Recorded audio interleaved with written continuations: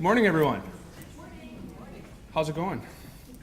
Thanks for spending your early August with us. This is great. My name is Michael Hahn. I'm an associate professor in the departments of sociology and economics here at UNB. I'm also co-director of the New Brunswick Institute for Research, Data, and Training, and it's through this institute that we're able to offer this course. We've been generously funded by the Social Science and Humanities Research Council, so that has a couple of implications, as you'll see throughout the week. But just initially, the course packs that you have before you, we were able to print these off with the money that we received. Second, there will be every morning a light refreshment on your way in, so don't feel as though you need to stop to buy coffee, because we'll have coffee provided every morning and juice and tea and a bunch of other stuff. There are also 2 breaks per day, and lunch is covered. So this is what happens when the feds send us money. We're able to buy some of these things. Yeah, it's not going to be gourmet cuisine, but it should be more than adequate. We have a lunchroom set up. I don't know if you saw that on your way in, but the place where you grabbed coffee, that's where we're going to, there are lots of tables there, and we've reserved that room as well, so that if you want to sit down to eat, that's fine, but by no means should you feel as though you're tethered to that room. You're welcome to roam around campus and do as you wish. We gave it an hour for lunch because we wanted people to have the opportunity to network a little bit. I don't know if it's the case across the GNB, but certainly here at UNB, there are disciplinary silos erected around campus, and it's very rare that we actually have an opportunity to get a bunch of people working on similar things in the same room. So given that that's the case, we thought, why not stretch out lunch a little bit so that people can get a chance to talk to one another? Okay, so the overarching motivation for this training course is to nurture a relationship between the type of work that's being done on university campuses, and in particular UNB Fredericton, and the work that the GNB is doing and wants to do in the future. So in 2010, when just shortly after I arrived in Fredericton, I moved here from Edmonton, we sent out a questionnaire. I don't know if any of you remember filling it out or not. You would have received a Survey Monkey link. Does anyone remember that? It was a long list of questions. Yeah, some people are nodding their head. It was a long list of questions about the type of work that you do, and the types of skills and training that you'd like to acquire over time. So one of the things that came out of that survey is that there was a strong desire within government to start working with UNB to set up a series of training courses to help build the foundational knowledge necessary for evidence-based to conduct evidence-based social and public policy. So we took that as an invitation to begin offering short courses, the first of which we had in 2011. Raise your hand if you were at the Introduction to Statistics course in June 2011. A couple of people. So there were about, for people that weren't there, about 65 people from across the GMB and NGO sectors came to UNB for a day to receive complimentary training on an introduction to statistics. So the course was fairly well received. There was a lot of positive feedback, but one of the pieces of feedback that came back that we took to heart was that it was just too much to do in one day. So participants felt as though they were sort of drinking from a fire hose, while we had an instructor at the front of the room pushing statistics at them as quickly as possible. So what we've decided to do today, or this week, is turn that fire hose down a little bit and stretch it out to a 4-day course, focusing on some of the basic techniques that are used to evaluate policy. So for many of you in the room, you're likely to find that at least certain parts of what's going on this week will be review, but hopefully it's not all review, okay? This is, depending on how you count then, this is either the inaugural course or this second training course that we're offering through our institutes. In the future, our goal is to continue to zoom in and offer courses on specific topics. Things like GIS mapping, hierarchical linear modeling, working with administrative data, These are some of the things that we want to be able to offer in the future. Now, for today, we're able to offer this course for free because we received the grant from the Social Science and Humanities Research Council. As we move forward into the future, it's likely that the well will run dry from Ottawa, and we may have to start charging a bit of set up a cost recovery format. But for now, it's free, so hopefully the coffee tastes a little bit better, the food tastes a little bit better, the course is a little bit better because you can't beat the price. We have, just to give you a little bit more information about our institute and what we're up to, we have on UNB's campus, over in Kierstead Hall on the 3rd floor, a secure facility, and the facility itself has been set up. We're still working on the process of receiving data, but this facility is locked down, and what we've been doing, or what we're going to start doing very shortly, is receiving administrative data from the government of New Brunswick.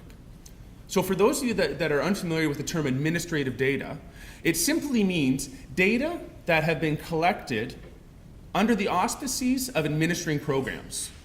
So not necessarily geared for research. Some of the examples in New Brunswick that exist would be Medicare.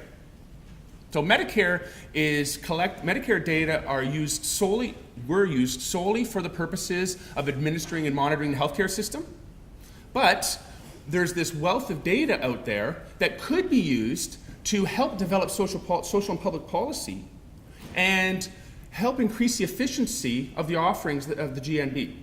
So about 2.5 years ago, my co-director, Ted McDonald, and I approached the government of New Brunswick and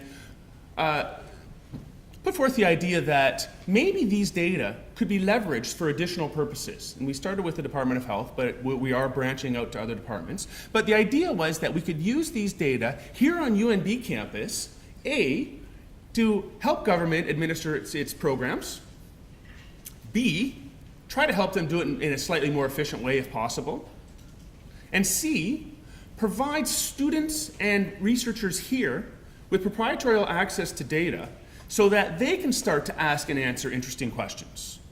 So as only one example, and this is the one that I use all the time, I'm a demographer, so I study migratory processes. So initially, by looking at Medicare, it seems like it's not really that relevant for me. But what happens with Medicare, and those of you in the Department of Health and beyond probably know this already, but what happens with Medicare is when you leave the province, there's a bilateral agreement across all provinces that suggests that the new province where you move to are legally mandated to send New Brunswick information about your change of address. So once you've been in your new province for 3 months, you're supposed to, now whether people do or not is another question, but you're supposed to forfeit your New Brunswick health card and take on the health card of your new province, providing your new address and some other small pieces of information. Well, that information is now sent back to New Brunswick. So we have, with Medicare, a database that allows us to look at the migratory patterns of New Brunswickers. Even further, if you move back to New Brunswick, let's say you go to Alberta, to take a not so random example, if you move back to New Brunswick, you're supposed to be assigned the same Medicare number. So now it's no longer a migration, it's no longer just a migration database, it's also actually now a return migration database. So I'm pretty excited about this as a demographer because I can start to look at the trends in circular migration, in out-migration, in in-migration, because we also can identify whether people register for a New Brunswick health card. So we get a pretty good sense of, and the database is live, so it's updated constantly. So we can get a pretty good idea of what's happening with migration in New Brunswick in a way that we've never been able to do before, just by looking at Medicare. So to make this even more interesting, if this isn't interesting enough, all of the data sets in our institute are going to be linkable. So it's going to be possible to take data from PEDAL, for example, and link this to the Medicare database on a project-specific basis, giving you the opportunity not only to study the migratory processes, but look at the connection that exists between educational outcomes and migration decisions. So now, the sum of these individual data sets equals much more than the whole. And I'm excited about getting these data into our institute because I think that we're going to be able to learn an awful lot about what's happening with our population. Where are people going? When do they leave? Who leaves? Is there anything that could have been done along the way to help them think a little bit more carefully about to help them to think a little more carefully about whether or not they want to stay in New Brunswick? Because I've been going into high schools in New Brunswick. In a moment of weakness, I said yes to the Dean of Arts when he asked me if I could go into high schools and try to make demography interesting. So here I am. Yes. Yeah, I have some stories about this. I'll tell you in a moment. But anyway, so I go into high schools, and one of the first questions I ask them is, how many of you plan to be here in 5 years? To my amazement, I thought it was amazing anyway, because I'm from Ontario, so they don't have the same out-migration problems as New Brunswick. Only 25% of people, on average, raise their hand. Everybody else plans to leave. Whether they come back or not is perhaps another question, but no matter what, we lose people along the way, and we lose a lot of people along the way. So part of why I'm interested in this institute, and part of why I'm interested in offering courses like this, is that I see this as a collective endeavor. And I'm speaking for my co-director, Ted McDonald, as well. Ted McDonald could not be here today because one of us had to offer this training course and one of us had to go to Australia. So take a guess on which. So Ted's gone, but he sends his regards to everyone. He'll probably sign in soon via Skype and say hi. But anyway, so what I'm interested in learning more about is what can be done along the way to prevent this loss of people, this loss of human capital, this loss of investment. Because really, in terms of the public policy process and the expenditures per individual, we have basically, as a province, we've basically nurtured people through one of their most expensive phases on the public dollar, and then we send them off. Don't send them off, people leave. So learning more about that along the way is one of my key interests. Anyway, that's a bit of an aside. So, high schools. When I go into high schools and tell them about demography and try to get them interested in out-migration, try to get them a little bit excited about mortality and fertility, I often go through the lecture and there will be 50 blank stares. Everybody's just staring at me, waiting for me to go away. So one time I was feeling a little bit emboldened and I said to them, I don't understand it. Why is this stuff not exciting to you? I mean, is there anything I could do to make this exciting to you? And I sort of offered up, what if I juggled monkeys? And one of the students, a male student in the front, he said, maybe that would help if you lit them on fire. So anyway, there's a little bit of a morbid student, but you kind of get the idea. People are not necessarily excited about these things.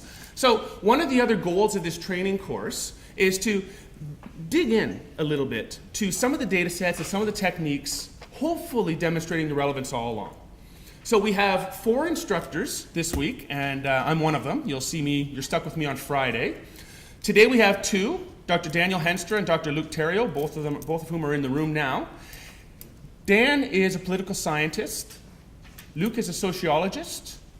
Tomorrow and Thursday we have Dr. Mark Frenette from Statistics Canada, who has a PhD in economics, and then finally me, the demographer. So you have 4 disciplines represented this week.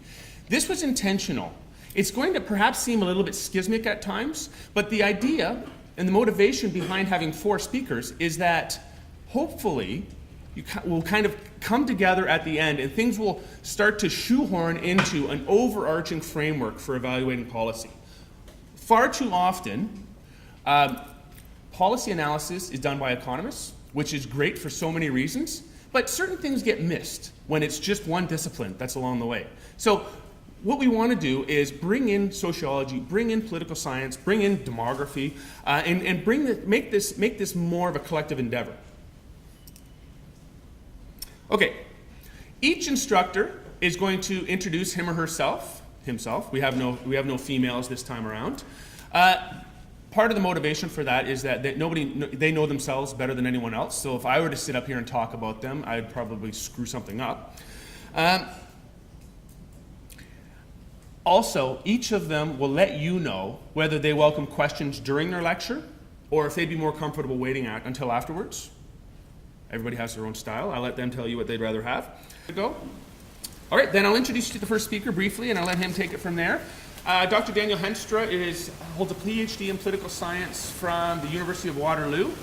He received his PhD in 2007. Very pleased to join you today, and I'm pleased to see that we've got not only public servants from the government of New Brunswick, but also some people from non-governmental organizations, as well as some grad students. So I'm going to be, most of this course will focus on policy and program evaluation, data analysis for evaluating programs, which that can feed back into the policy process. But my objective this morning is to talk more broadly about the policy process, because research and data analysis can feed into many different points in the policy process, and so it's important to think about research and data analysis through each of these stages. So just as a bit of background, as Michael mentioned, I'm a professor at the University of Waterloo, and I'm also the director of the Master of Public Service program, which was created in 2010, and basically it has 45 students a year, and they're all from different undergraduate backgrounds, but what unites them is that they all have an interest in working in the public service. So they've already gone through an undergraduate degree, and they're looking for graduate training to transition them into the public service workforce. And so it's very interesting to see them from the first day they start the program, because they have varying levels of knowledge about the Canadian political system and about public policy, but they all have their own interests and ambitions. And then there's a co-op work component where they're out working in internships for 8 months in the public service, and then they come back for a final semester. So it's very interesting to see the change from the first day of the program to the day they come back, and how they've now transitioned into all of the acronyms and jargon of government, and they know all of the different tiers of responsibility, but they're much more mature as well as grounded, because they're very ambitious when they start the program, and they're going to change the world, and they realize that in fact work in government is more about incremental processes and making things incrementally better, but still with opportunities to make a difference. So my segment today is divided into 8 sections. I first want to talk broadly about public policy. We'll just come up with an operational definition of public policy, and then I'll move into a policy analysis, different components of policy analysis and what we mean by policy analysis, and then talk briefly about the policy process, which is essentially a conceptual model of thinking about how public policy evolves from the first identification of a problem all the way through to the evaluation stage. And then I'll focus in after the break more specifically on each of these stages, defining the policy problem, developing policy options, selecting policy instruments, and I'll end with, and then we'll talk a little bit about implementation and end with evaluation, which is where Luke will pick up his presentation in the afternoons, focusing specifically on evaluation. So I'll cover that very briefly. So just to begin here, public policy, there are many different ways to define public policy, but one easy way to think about it is that it is a course of action selected by governments, by public authorities, in response to a problem. So a problem has been identified, and governments have to find some way to address this problem. So it's instrumental in that it's directed at a public problem. Many different institutions, including universities and private sector businesses, have policies, but what distinguishes public policy is that it is directed at the public interest. Only government has the resources and authority to be able to make decisions that affect all citizens. So policy is we can think of as a broad framework, which then sets out a broad course of action and gives a framework for the creation of more specific programs. Okay? Now, people have been studying public policy, including me. I've studied public policy for about 10 years, and I've been involved in policy processes, mostly in the area of emergency planning, and now I'm into climate change adaptation. So I've worked with municipal governments and provincial governments. I've been involved in the policy process, so I can, as a participant, can observe how these things work and the different players and stakeholders. But we've learned a lot about public policy over the years, and the current state of knowledge is that there are some key components to make what is good public policy, is robust and stable and effective public policy. And for one thing, good public policy is evidence-based. And evidence-based policy, you've probably heard this. I mean, the problem with these types of terms is it becomes jargon, and it gets mixed in with the throne speech, and everything is about innovation and change, and it becomes platitudes after a while. But evidence-based public policy basically just means based on the best available information. So systematic research and data analysis in order to come up with rigorous and comprehensive policy research to support policy decisions.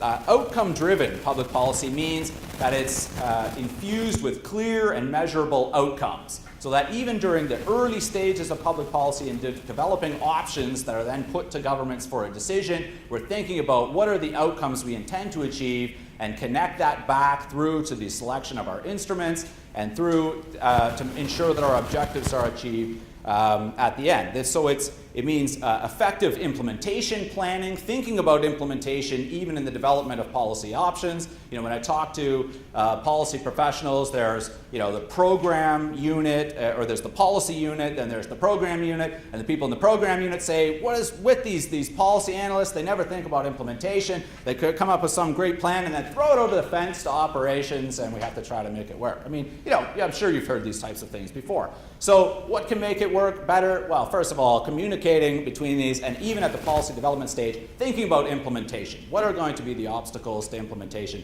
and how can we circumvent those early on? It means clear timelines, clear targets before we as I say, throw it over the fence to operations. Now, grounded in consultation. As you, I'm sure, have seen in your own work, this is the current wisdom is that consultation is important right from the very beginning. In the identification of a problem, it's important to work with other departments, working with stakeholders, partners, could be private partners, could be from the not-for-profit sector, partners, and public consultation. Consulting with people to say, how do you interpret the problem? What are your needs? What are your objectives? And how can government work with you to ensure that a course of action is going to, in fact, be effective? Now, as you know, that's probably one of the messiest components of public policy development, because stakeholders have their own interests. They want to see their own interests realized through public policy. And so your role as public servants and as people working outside of government who want to be involved in the policy process is to negotiate these interests and to find some sort of mutually agreeable course of action which can be proposed to government, but knowing that ultimately it is the government's authoritative decision that will become public policy. And politically neutral, good public policy is politically neutral. Good policy analysts obviously have to be politically aware. They need to know the priorities of the government of the day. They take their direction from the elected officials. There's no doubt about that. But it's about being nonpartisan, right? And that's important because governments come and go. Elected governments come and go, but for public policy to be robust over time, it has to be at least agreeable to any party stripe, right? Governments of any party stripe. And how is that possible? Evidence-based, outcome-driven, so it's clear and objective based on objective analysis and evidence. Okay, so good public policy, or a well-designed, and I talk a lot about policy design because there really is no science to creating public policy. It really is an art or a craft, right? Because it involves putting together information from all different sources, sorting through the volumes of data that are out there, and then negotiating with stakeholders and putting together all options for the government to choose from. So good policy design has 5 key components. So in a well-designed policy, we would see a clear problem definition. So first of all, there has to be some recognition that a problem exists. And a problem is simply a discrepancy between what is versus what should be. Right? When we see that there's some condition in society can be changed through government action, and that can be clearly defined. And that means it should be that a good problem definition is causal. It's not just looking at symptoms of the problem, but the root causes of the problem. Now, of course, it's easy to say, but it's very complicated to be able to, in practice, to be able to know what are the causal conditions behind some problematic condition in society. Often, what we get in policy statements are very vague definitions of a problem, and there are various reasons for that. For one thing, it's difficult to pin down the causal conditions of problems. Data analysis, like using the data that are available at this institute and connecting with the researchers here, is one way to be able to sort out some of these problems. But stakeholders who are involved in policy processes often disagree about what the nature of the problem is because they have their own interests that they want to see entrenched in public policy. So it's the task of the policy analyst to be able to sort all of that out. So often we see a problem definition that's more about the corrective action that's going to be taken rather than its root causes. But there is good public policy. I mean, this is from the City of Moncton here. It's their green building policy. And we can kind of read between the lines here in the preamble to get to the problem definition. This is their policy about promoting green building, energy efficiency, and environmental design, the LEED criteria. I think that's leadership in environmental and energy design, something like that. Maybe. Anyway.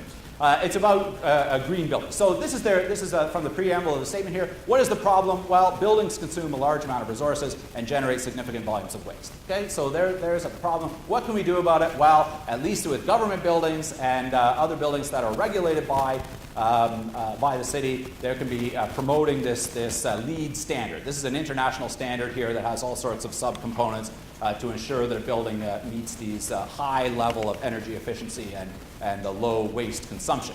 So, but you kind of have to read between the lines to get to the problem there. The second component, goals. The goals refer to the statement of objectives that the policy aims to achieve. Stakeholders, so sometimes these are clear, and optimally it will be clear, and clear meaning that it's attached to specific performance measures. We can know what the goal will be because we'll see some measurable improvement in some condition, and that is measured using, hopefully quantitative data, but often it's very qualitative, but some change in the causal conditions that are behind the problem. Often, again, the goals are ambiguous. We have to sort of infer it from the written policy statements.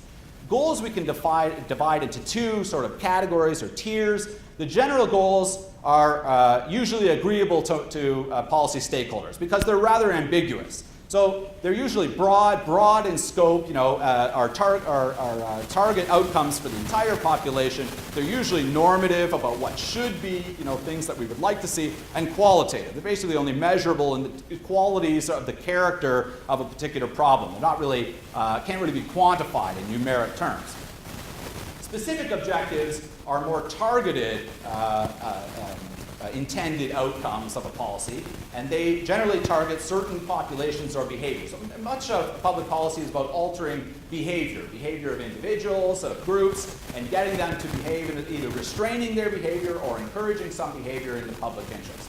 So specific objectives in a policy would be targeted at certain behaviors and populations with specific outcomes and specific timelines. So one I saw in Ontario not too long ago was this policy to eliminate junk food in school cafeterias by 2015. Very specific target. It's school cafeterias. The target population is young people in schools. The objective is to get them eating more healthy. The tool is regulation. You can no longer buy junk food, well, at least by the time it's implemented in 2015. Junk food is not even available anymore. It's the authority of the state to impose limits on behavior. Okay, specific objectives, measurable and with a timeline for completion. So if we look at the policy statement from the green building policy here, we can kind of, again, infer the general goal and specific objectives of this policy. The general goal is that all municipal buildings, so I'm assuming this means public, anybody from Moncton, by the way? Moncton City? No? Okay, so I can say what I want. Basically, I interpret this to mean municipally owned buildings. I guess when they're saying municipal buildings, designed, constructed, managed, and operated according to these LEED criteria. So all of the subcomponents of the LEED rating criteria. That's the general goal. But again, it needs to be more measurable or specific. Here's some more specific objectives, aligning the construction of municipal buildings with the commitments in the strategic plan, so on and so forth. We don't have a timeline here, but at least it's more specific as to what we are intending to achieve.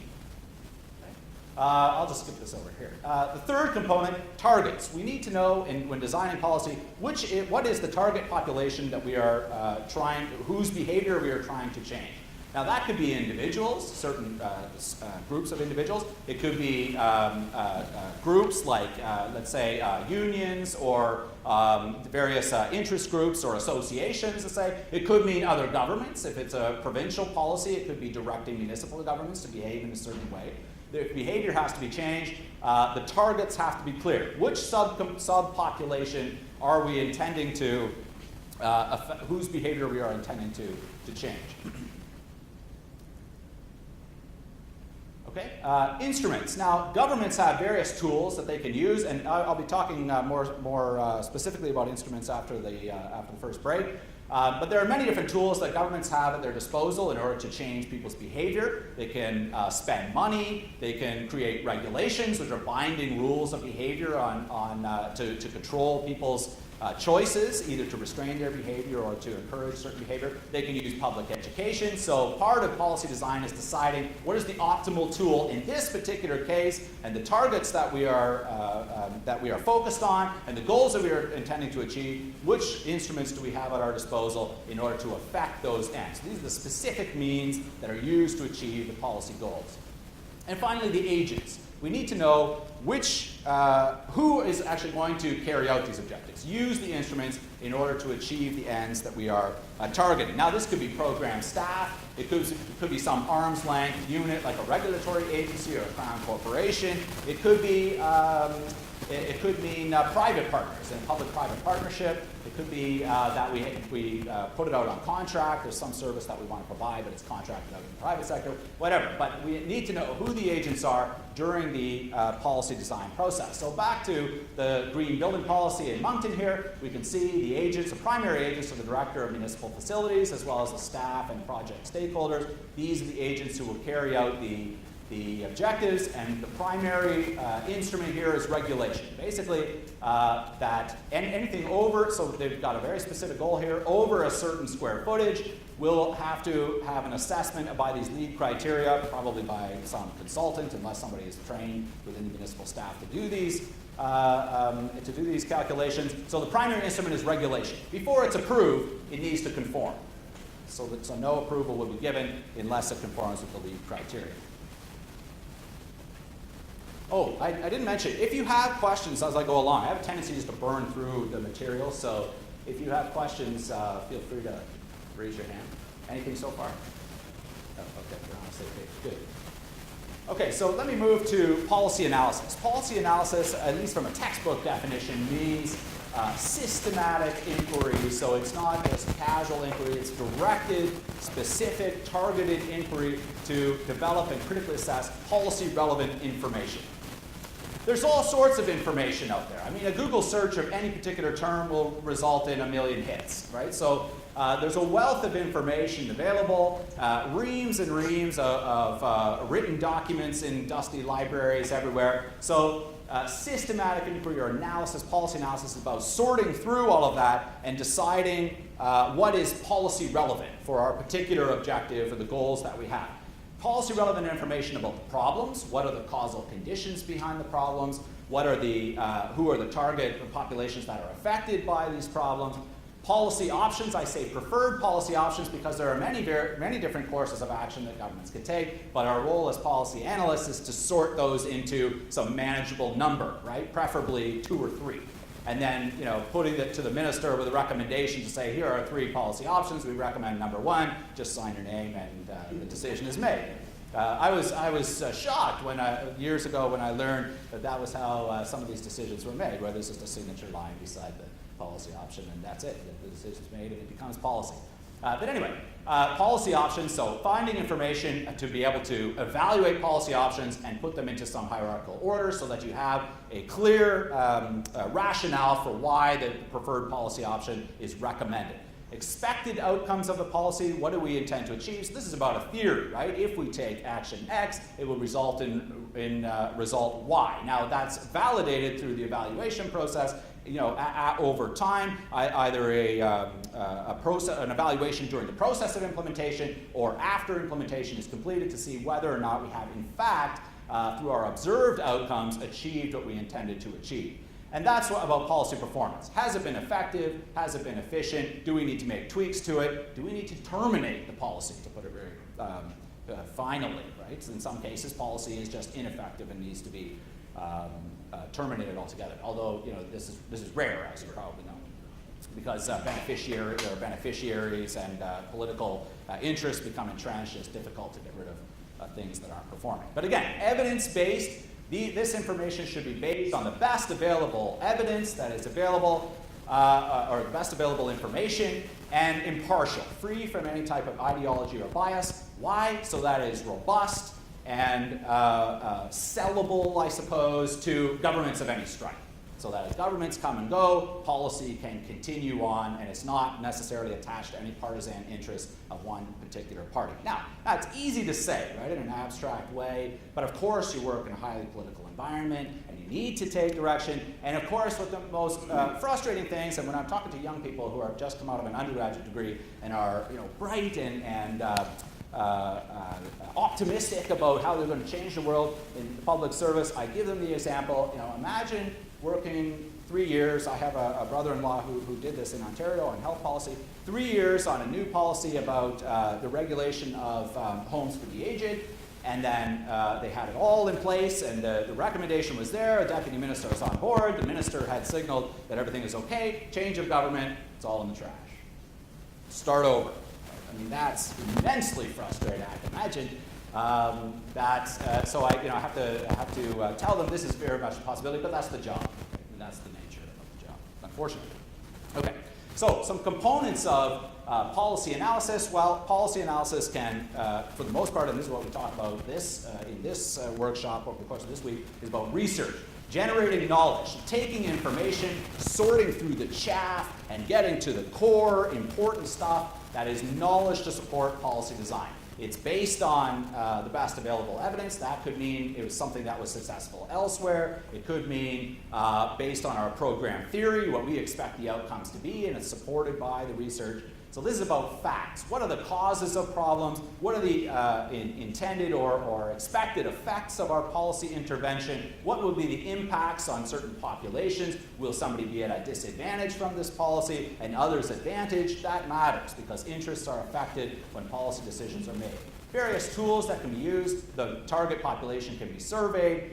If we, what are your needs? If we took this intervention, would it be effective? So on. Interviews with key stakeholders, and then data analysis, using objective data that is out there, manipulating it in different ways in order to support your policy argument. Now, I'm really happy that this is taking place on the UNB campus because these types of linkages between public servants and academics are really important. I mean, as far as academics are considered to be off there somewhere doing who knows what on the research, it really is, at least from my perspective, important to have these types of conversations with people who are out there working, doing the practice to ensure that our research is relevant and to ensure that we have that sort of dialogue back and forth. So, this institute is an excellent example where there's expertise available and can be, and you can partner and to get the questions answered that you need. That kind of data analysis expertise is here, right? And the data is here now.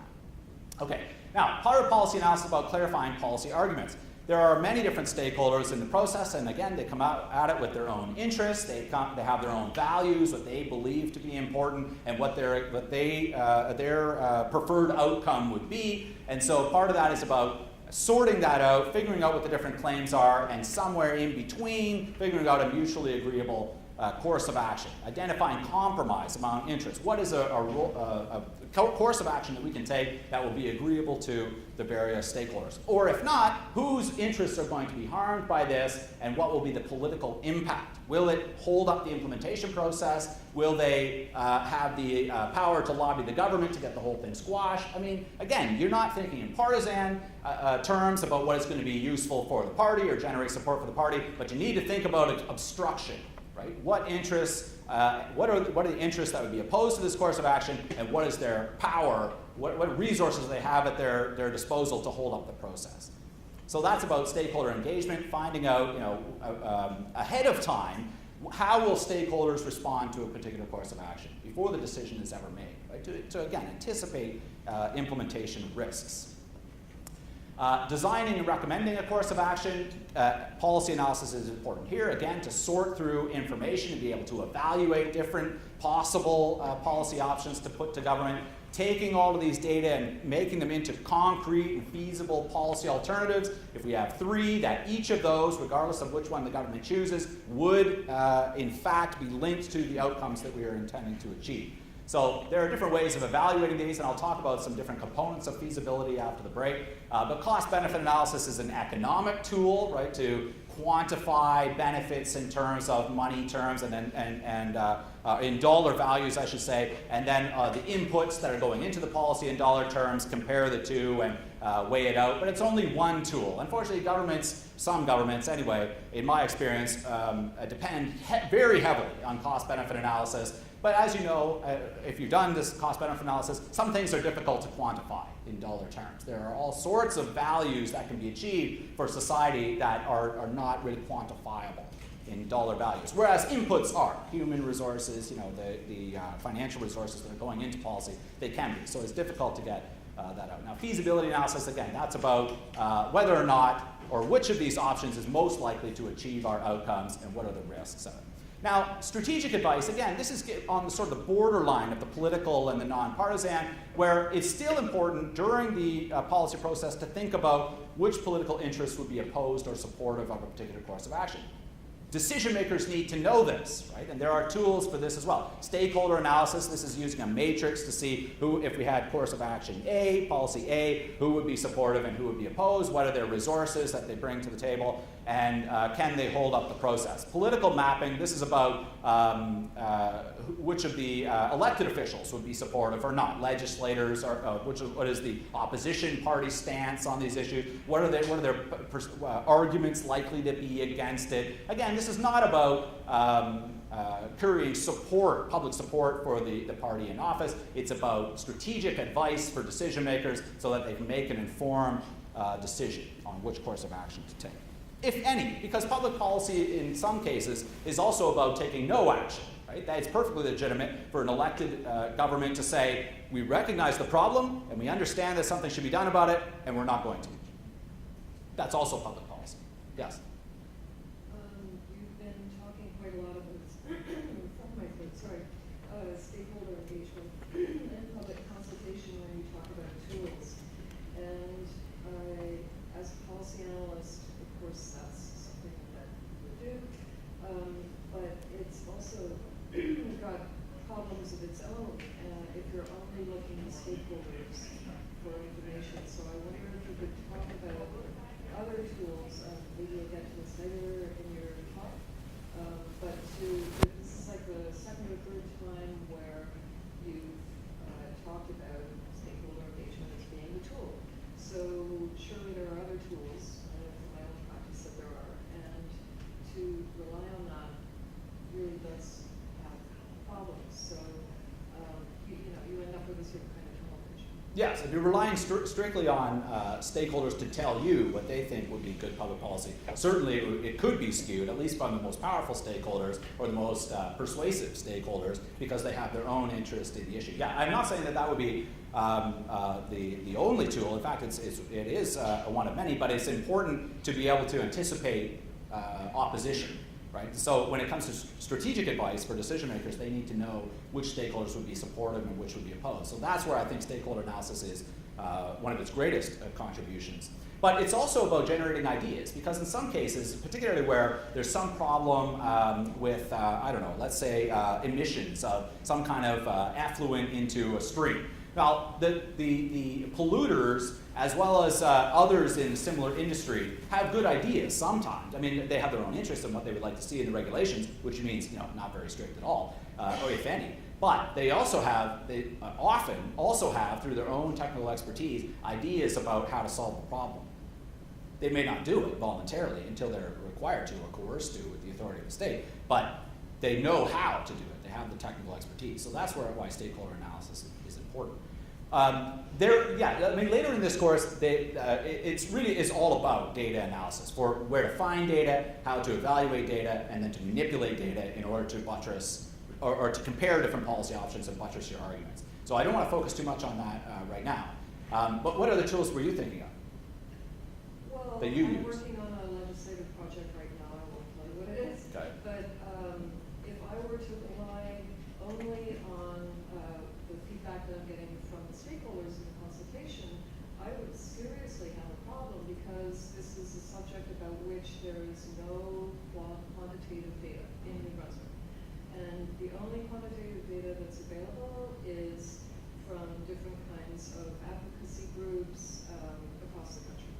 So part of my analysis has to be going and doing that research to see who's studied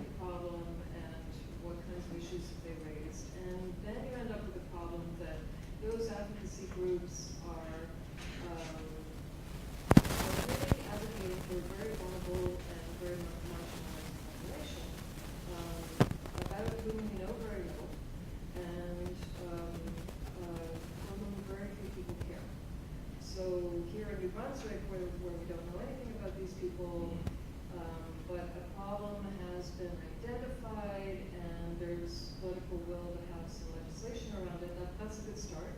But if I was to rely entirely on the stakeholders, Yes. I would really learn very little. Yes. And what about other jurisdictions, other provinces? Have they dealt with the problem before? Yes, some. Is there any? Yeah, there's legislative models and stuff. So, and they've developed over the last 4 years, and each province has built on the legislation that the previous province did. Right. So they've identified, for example, that the first province didn't include certain kinds of exemptions that should have been included. So you're building on best practices. Yes. And hearing from your colleagues in other jurisdictions about what works and what doesn't work. Problems to anticipate. Problems, yeah. Yeah, interesting. Well, I mean, but that's what I mean, is that there really is no science to it. It is a craft like that. Taking information through comparison, through your own data analysis, finding the data, as you say, the data set isn't already there for you to use, but to be able to find that and maybe the Institute will have that information or not, but, and then to be able to package that yourself into a practice for New Brunswick, but comparing, and learning from other provinces. But that's what policy analysts do. So there is no magic science to it. And when you talk about tools, I mean, I don't have specific tools beyond what you've just mentioned. That is what it's about. Great, I can go home. No, there's more to learn later. Yes. Okay, let's move on here. So the policy process. I mean, talking about the policy process, basically, from the identification of a problem all the way through to when a decision is made about public policy, it's a complex evolutionary process. And so in the study of public policy, this model of the policy process was basically created to simplify this process, to help to understand how it evolves, and it depicts the policy process as a sequence of stages. And it has been found through research that this is generally an accurate model about how an idea progresses through to becoming public policy. It's divided into 6 stages. The first I've already talked about, problem definition. A problem is recognized and work is done to define what are the causal conditions and start working on bringing that to the attention of policymakers. Agenda setting, now, especially at the decision stage, decision makers have limited time. Ministers have all sorts of different priorities. They have constituents they have to deal with. They have their own portfolio they have to manage. They have cabinet-wide priorities they have to manage. So their time is limited. So that means that their attention can only be focused on a certain small number of issues at any given time. So getting a problem onto the agenda requires that either it's a very pressing problem, sometimes something can blow up through a crisis, a train derails, and all of a sudden the top priority is rail safety. But in most cases, it requires public servants to make the case, right? To bring it forward and to get that problem onto the agenda. So once an agenda is set, it comes to the attention of government, or at least is under active consideration by public servants. We can move to the stage of policy formulation, most of which I've already been talking about here. That is coming up with concrete, feasible policy options, narrowing those down to a small set of possible actions that could be taken, then put that forward to the decision makers. A decision is made as to one course of action. It's then translated at the implementation stage into programs. Then, as these are implemented, there is a process of evaluation to see whether or not we are, in fact, effective with our intervention in society. This information then can feed back into the policy formulation process. Policies can be tweaked and changed, in some cases terminated altogether. And so in these cases, we can see these as a cycle, a continuous cycle of evaluation and adjustment until we get the outcomes that we've intended to achieve. Now, this is all very clean and linear, but as you know, those who are involved in public policy, it's actually very messy. And so agendas can be set before a problem is clearly defined. Sometimes, especially in a top-down model, government comes into office. It's got its electoral priorities. The throne speech is given, and you hear all of these priorities that the government wants. So it comes from the top down. So they're setting the agenda before the problem's even defined, and that becomes a reverse. Or the policy's already formulated well in advance, or waiting for a problem to emerge, and then it comes out magically. So, I mean, it's a very messy process, but at least it gives you a sense of the various stages that can exist. They may not exist in this order, but it helps to just think about, as a conceptual model, think about how public policy is generated. So I want to talk a little bit before the break, but after the break, more specifically on some of these stages and where research and data analysis and how research and data analysis can fit into these stages of the policy process. Now, this is a diagram. This is the guiding model behind Ontario's public policy process, and you can see some evidence of this policy process model here. I'm not sure why they got this in a P and maybe this is a C. I don't know. But anyway, it's nice and purple. And so here we start here, initial problem statement. So a problem is recognized. We have some statement of what the problem will be. The first stage of research and data analysis is to get to a validated problem definition. What are the causal conditions? Who is the target population? And what can we start to do about that? From there, once we know what the causal conditions are behind the problem that we want to attack through our policy, then we think about our objectives, the broad goal of the policy and the specific objectives, and what outcomes we hope to achieve. Analysis happens here to come up with optional solutions, attach those to instruments, goes through a cabinet submission or other decision processes here to get an authoritative decision from the elected officials.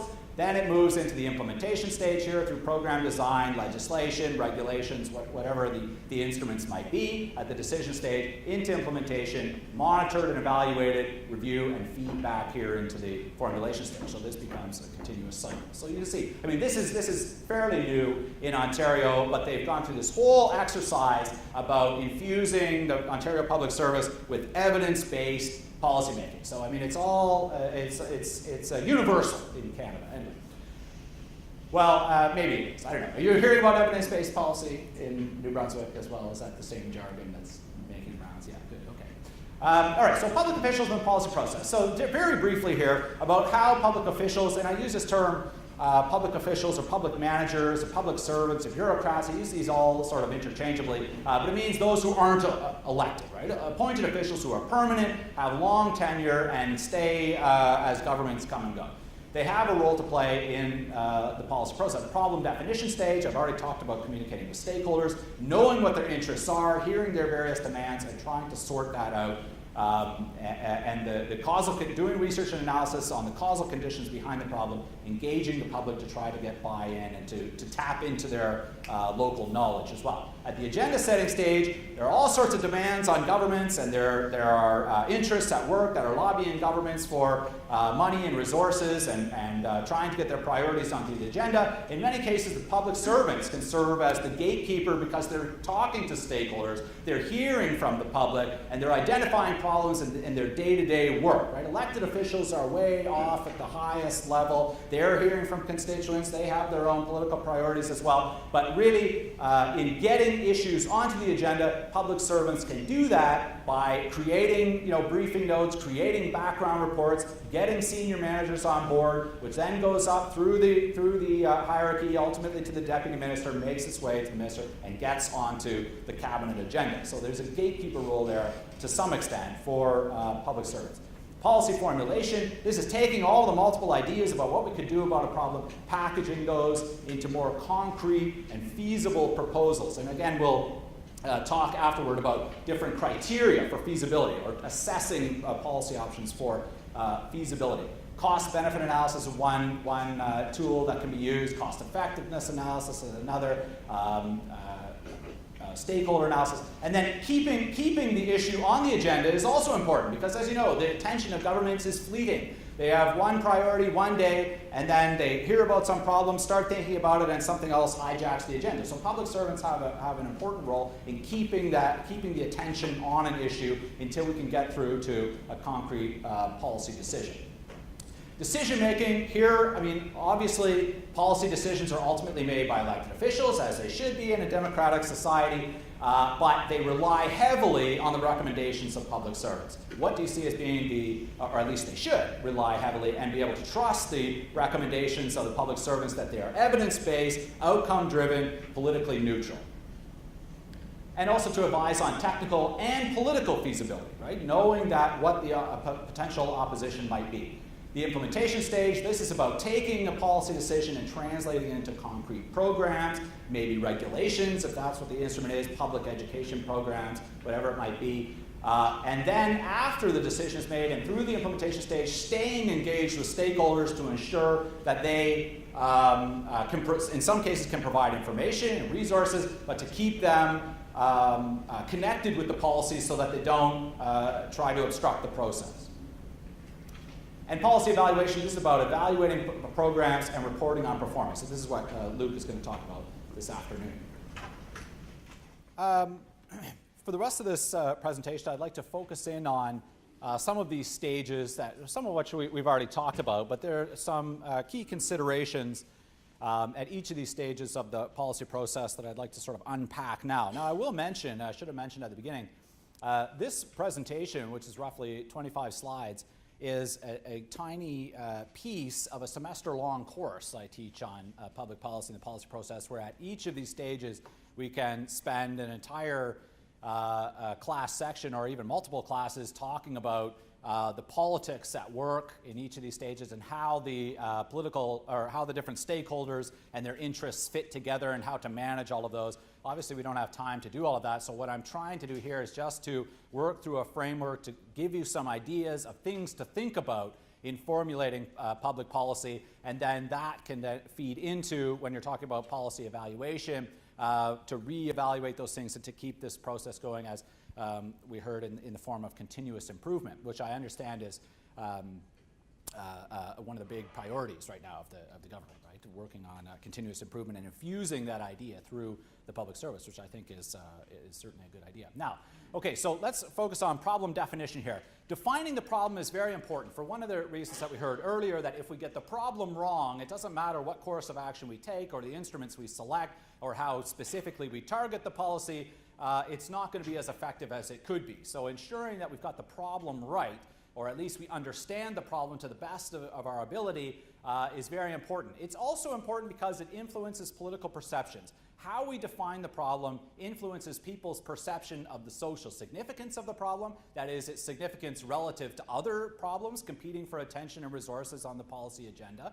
Also, its importance in terms of the potential implications if it's not addressed, what will happen, and that's important to know because, as I said, it's perfectly legitimate for a democratically elected government to say our policy is no action, status quo, or business as usual, right? That's usually, or at least it can be, de facto one of the policy options. Here's a problem, here are the what we expect the outcomes to be with no intervention, and that is a legitimate decision. But of course, as policy analysts, we want to demonstrate to elected officials what the implications will be if the problem's not addressed. What do we foresee happening?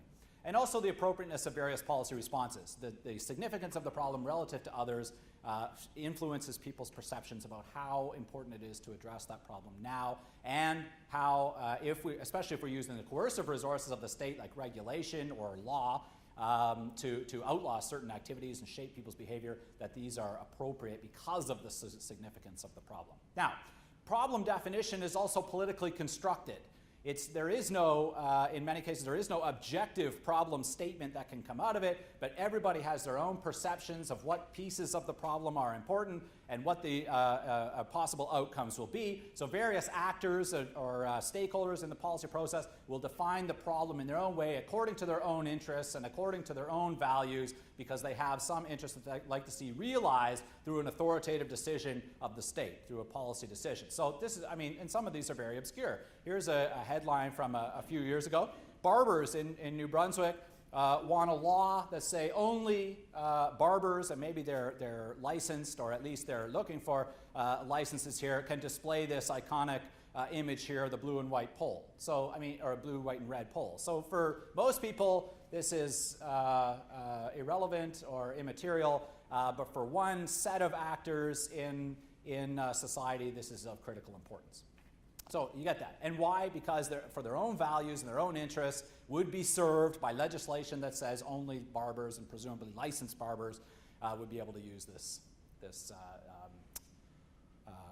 pole, the barber pole. So here's an example of various ways defining the homelessness problem. Now these are actual problem definitions or definitions of the homeless population that I have found in different policy documents. The absolutely homeless. So these are no conventional accommodation, reside in places unfit for human habitation. That's different from so-called shelter dwellers, people who are maybe temporarily homeless, and it could be women and children escaping domestic violence or violent partners, and they are homeless at least for a given period of time and need services, right? The hidden homeless, this is one of the newer aspects or subcomponents of this social problem that I have seen, and this is where it's difficult to count, because these are people who are, what's the colloquial term, couch surfers, I guess, so people who stay with friends and family temporarily but don't have any permanent habitation. How we define the problem affects the perception of the problem, its importance, the numbers that we would include in the target population, the appropriate instruments in order to target that population, and so on and so forth. So we need to be specific about what the problem is that we are trying to address. Or what causes homelessness? We say it's important to find the causal conditions. Well, there are various causes, or various ones that I have found, at least other issues that are linked with homelessness in the literature on homelessness. It could just be a housing shortage. In places like Toronto, it's totally unaffordable to buy housing or even to rent any kind of housing, and so that can cause homelessness, and probably this type of homelessness where it's people staying with friends and family. Poverty, that is the problem too. Housing might be affordable, but people don't have the resources to pay, no matter what the cost. Mental illness, this is an interesting connection there too. In Ontario, many years ago now, well over a decade, there was a policy of deinstitutionalization. So where there were people with mental illness were institutionalized in large centralized facilities, a decision was made, and it was a policy decision, that there would be a process of deinstitutionalization, more decentralized services, and that people would be integrated into the community, and that this was the optimal approach to dealing with mental illness. But it also contributed to a lot, or it contributed to the homeless population. What at least they've made maybe not a causal link, but a correlation with people who are homeless and also have high levels of, not high levels, but many people who are homeless also suffer from mental illness. So there was some correlation there, maybe not a causal relationship. But in any case, different causal factors, we need to be clear about what is the population we are targeting and what are the causal factors behind the social problem. It matters, the definition of the problem. So the objective then, a clear, concrete, actionable problem statement. One that is clear what the causal conditions are. It's concrete in that we can think of measurable outcomes that would be evidence of ameliorating the problem, and actionable in that we can take action now, and we've got options available for government. A decision just has to be made and we can run with it. So there are 5 key considerations, and all of these, again, can be a long and complex discussion, and there is politics and interests at work in each of these, but 5 things I'll just put in, give you here as an idea of things to think about when coming up with a problem statement. First is causality. We need to not just address the symptoms of a problem, but what is at the root cause of the problem. Now, there are various things that we can think about here. Are there individual causes or systemic? Is the cause of the problem some individual's personal behavior who we need to target, micro-target through regulation or spending or whatever our instrument is? Or is this something that is built into the system?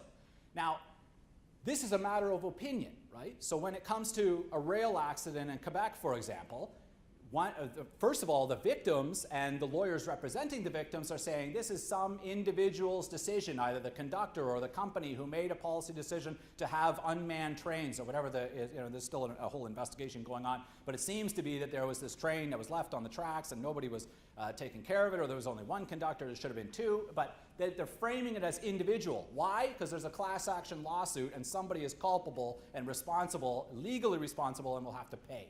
From the train company's perspective, it's systemic, something built into the system. The regulations of government say we can only have one conductor. We can't do anything about this, so nothing can be done. So the framing of the problem is important because it changes the perception of what can be done about it. If someone is successful in this, it's contested, right? If someone is successful in framing a problem as systemic, they can convince decision makers that no action is required. There's nothing we can do anyway, so why even bother looking at it?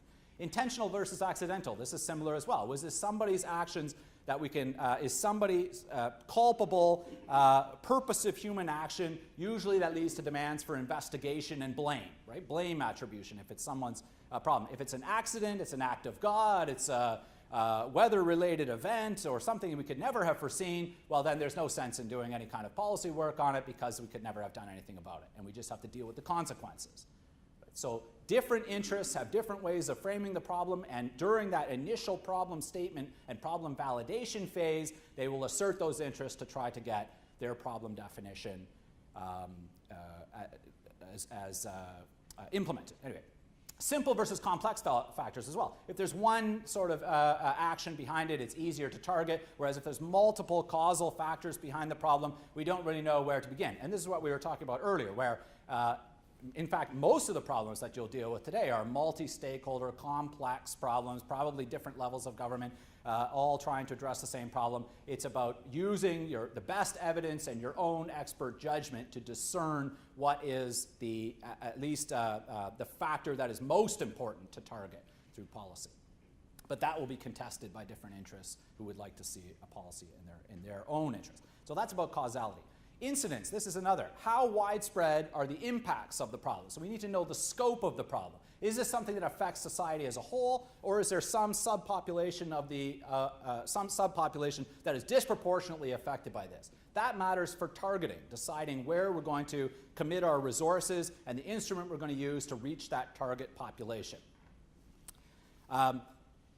So this matters. If it's a widespread problem, it's more likely to get onto the agenda, because politicians themselves will realize that this is a problem affecting many stakeholders, affecting constituents, affecting voters, and thus must be prioritized. In some cases, they don't realize that and need to be convinced of that by policy analysts. But in other cases, problems can reach the agenda because they affect some notable subgroup.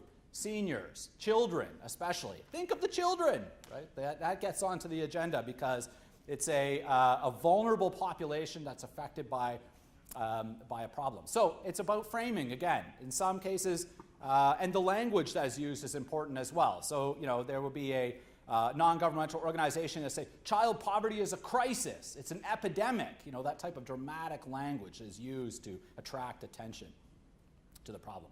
The severity of the problem, this is important too. We need to know, relative to so-called normal, is the problem stable? Is it getting worse? What are the metrics to be able to show how bad the problem is or how bad the problem is likely to get? And this is about data analysis. Again, what has been the trend from the past to now, and what can we reasonably project to be the impact of this problem if it goes unaddressed?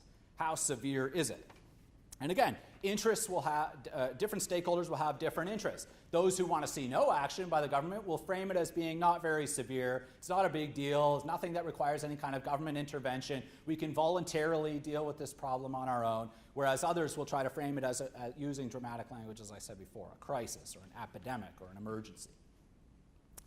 Novelty. Is the problem new or unprecedented, or have we dealt with it before? And related to that, has someone else dealt with it before? And if it's new, usually that can attract attention. And that's what's important, right? Because with decision makers, they have so many things on their agenda and so many competing priorities. We need to be able to attract their attention at a given moment to a problem that is emerging or a problem that is becoming more important. And if a problem can be framed as novel, something that hasn't been dealt with before, that's more likely to get attention of decision makers. It creates a sense of urgency, in other words, to act. Proximity, this is about how close to home. That's what I mean about proximity, the distance from the problem, the degree to which it affects stakeholder interests. We have to be able to quantify that in some way as well, not just the scope of who is affected, but to what degree and what aspects of their daily lives are affected. This is important from a framing standpoint as well, because stakeholders will make claims of personal relevancy in order to attract public attention in hopes of getting pressure on political decision makers to act in a way that is in their particular interest. Here's an example. A number of years ago, New Brunswick proposed a carbon tax. Was this ever implemented?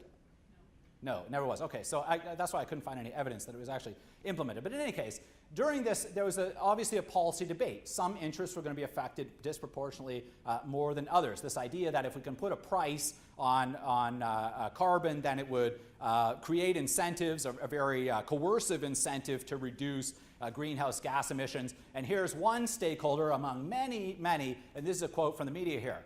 And who do you think this is targeted at? Not necessarily politicians or policy analysts, but citizens. Mobilize against your government because this is not in your interest. Not mine, it's yours, right? Why? Because you're going to pay more. Higher prices for everything. It's probably true, but look at the language. You don't see a train rolling up to Walmart. There's I mean, it's framed for the everyday person, right? This is going to affect your life. So call your MLA and tell them we don't want a carbon tax. But clear interests at work here, but framed in terms of the public interest. This is common, right? You've probably seen this many times. But that's about proximity, framing it as being severe and personally relevant to individuals. Here's another example, climate change. And this is, I mean, I do, as I was saying earlier, work on climate change adaptation. Adaptation is, there's two sides to the climate change. One is about reducing greenhouse gases. That's the mitigation side, to try to slow or stall climate change. And the other is saying, well, no matter what we do today, there's some level of greenhouse gases in the atmosphere that's going to cause inevitable climate change. And so we need to adapt our infrastructure and systems in order to be ready for extreme weather events and temperature changes and all those other sorts of things. But in any case, anytime you get into, so it doesn't matter whether it's caused by humans or not, it's going to happen. So if you accept the science there. But if you're looking at climate change, there's obviously these two sides of the debate. And I don't know what to call these groups, but in any case, usually it's the people from the science perspective. Environmentalists use the science to advocate their cause. But you can see the difference in the framing here. In fact, it's diametrically opposed, which is why we have very little action on climate change. Because it's easy to frame interests. There are powerful interests on either side that are framing it in different ways. So the scientists say there's simple causality. Greenhouse gases emitted by humans and also through natural processes are going up into the atmosphere and causing a gradual warming of the climate. And that's going to have all of these different impacts. It's a serious risk to human life. So the scope of the problem is wide and severe. Right? We're approaching crisis levels. We're almost at a tipping point now. Soon, the Atlantic ice sheet is going to slide into the ocean and we'll lose Florida or whatever. On the other side of the debate, well, no, it's actually very uncertain. It's complex causality. It's solar flares. It's escaping carbon dioxide from ice cores or whatever. So in other case, it's complex. There's nothing we can do about this. These are natural processes. It happens. We've had an ice age before. There's no sense imposing any kind of carbon tax because there's nothing we can do about it. And unfortunately, when it comes to this debate about prevention versus adaptation, all of the resources are going into adaptation because when it comes to these interests of the big polluters who put a lot of greenhouse gas into the air, e.g. the oil sands in Alberta, it's easier to put resources into adaptation. It's going to happen anyway. And if you can frame it that way, then there's no heavy regulation at the front end that's going to be very costly to these companies, right? Cuts into the profit line. But in any case, or this is the other thing. Some people say it's not happening at all. I mean, there's conflicting science, which there is to some extent. So the severity is actually very low. No need to take any action at all. But there's interests at work here. Or, it's always existed. It's happened before. This is just a natural process. Nothing we can do. So framing the problem, defining the problem in a specific way affects the way that the problem will be addressed and the courses of action that are seen as feasible. Okay, any questions on that before I move along? Remember, if there's anything as I'm moving along, just raise your hand and I'll try to address your questions. Okay, developing policy options. The objective here, concrete, that means actionable, real, set up with measurable targets and impacts and outcomes, and feasible policy options. So these two things are not necessarily the same. Right? There could be the best course of action, which will never be implemented because we know that the government's priorities are reducing the regulatory burden. So obviously we're not going to propose a new regulation. Well, I mean, we could, but we need to know that the political feasibility is low. So feasible policy options. And there are, so the key elements here, first of all, clarifying the broad goal of the policy. What is our overall overarching objective? Then to operationalize that into clear and precise and measurable objectives, right? So we know where our resources are going to be directed and what the outcomes will be to measure effectiveness and success, and also to anticipate opposition. This is about being strategic as a policy analyst and providing information to assist decision makers in selecting a course of action. what is going to be the opposition, who will be opposed, and what will be our strategy to deal with that when we go to implement the policy. It's important to think about that at the policy, at the stage of formulation and putting options together, so that an informed decision could be made and that it doesn't all fail at the implementation stage. So where do policy options come from? Well, we talked about this a little bit. There are some different sources of policy options. One is through political direction, campaign documents, the throne speech, as I mentioned before. Sometimes ministers just make announcements about new priorities. So this is important for policy analysts, in fact, all public servants, to be aware of what the government's priorities are. Usually these are very broad statements, some of the things that I mentioned before from the throne speech, but some are more specific.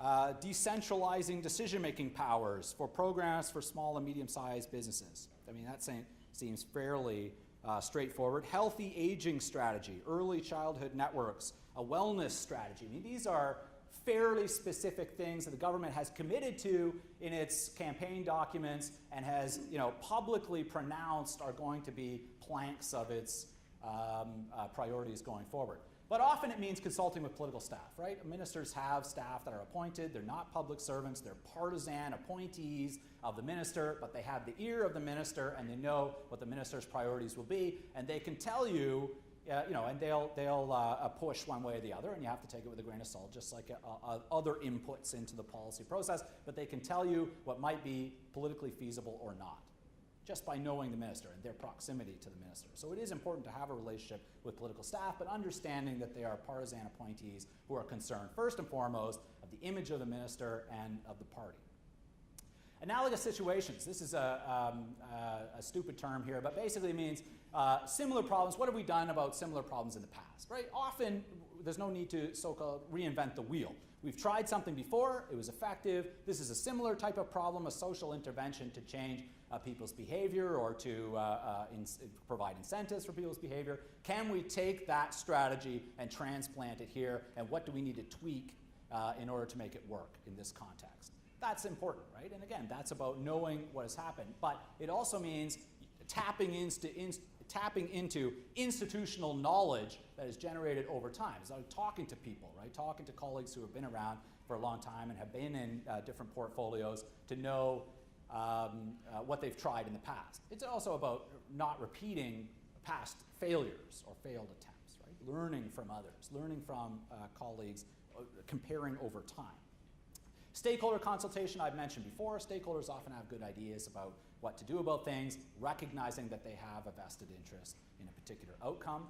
Jurisdictional scan, this is common, obviously, looking at other jurisdictions, what lessons can be learned from what goes on in other countries or other provinces or other cities. And this is usually one of the first stages in coming up with policy options and learning from and building on their experiences. Sometimes it could be at other levels of government. Cities sometimes do very innovative things, and those ideas can be scaled up to the provincial level. Often they're not. Sometimes it can go the other way as well. Sometimes the federal government's doing good things, and there are ideas that can be gleaned there. I say sometimes, not always. International organizations as well. OECD, the Organization for Economic Cooperation and Development. There are member states, and they write reports all the time about and benchmarking. Usually they're doing a lot of comparison. How does Canada fare on child literacy relative to these other developed countries? And that's so it's interesting. And sometimes they'll do profiles of what Sweden is doing on some priority about child welfare or what have you. And so there's ideas that can be taken there. The UN also, although a lot of its focus is developing countries, but sometimes there's some good ideas there as well.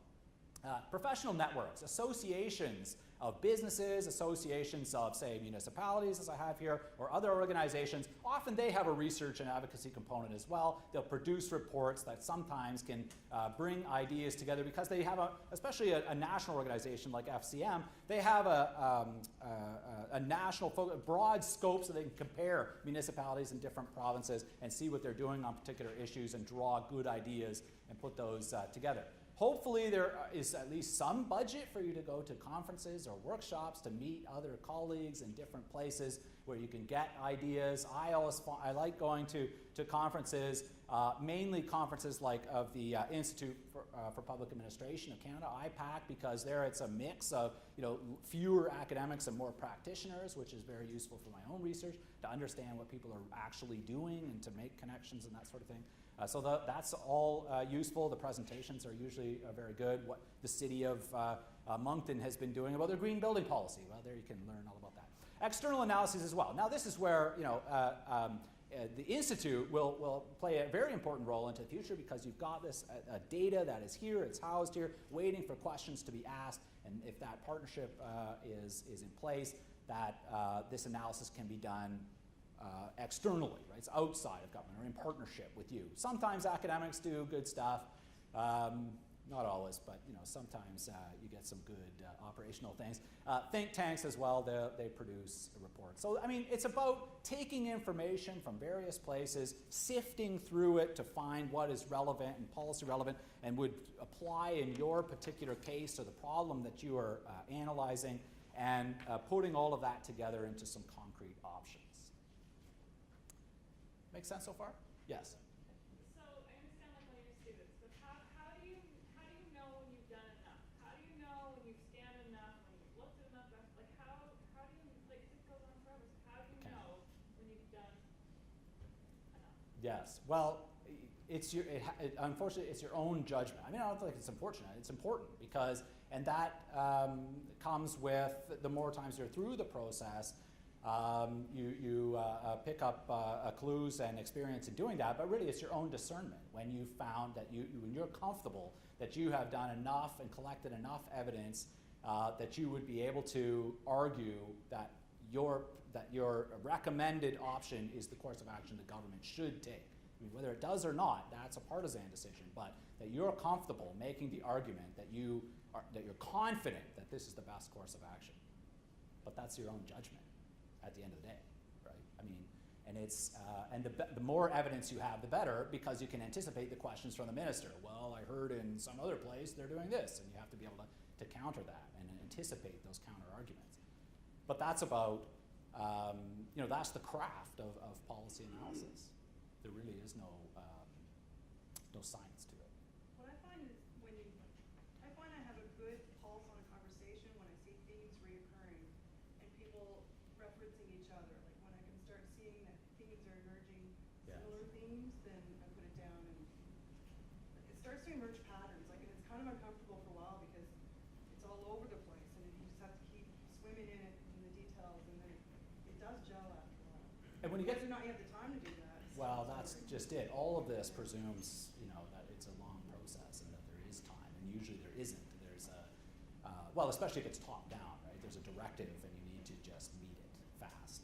But then when you do have something concrete, then to shop it around to colleagues, right, and to stakeholders, or even public focus groups, maybe. But I don't know how much value that would be. It depends on the policy that you're dealing with. But to get critique and open critique and ask for that, so that you can anticipate and have counter arguments ready.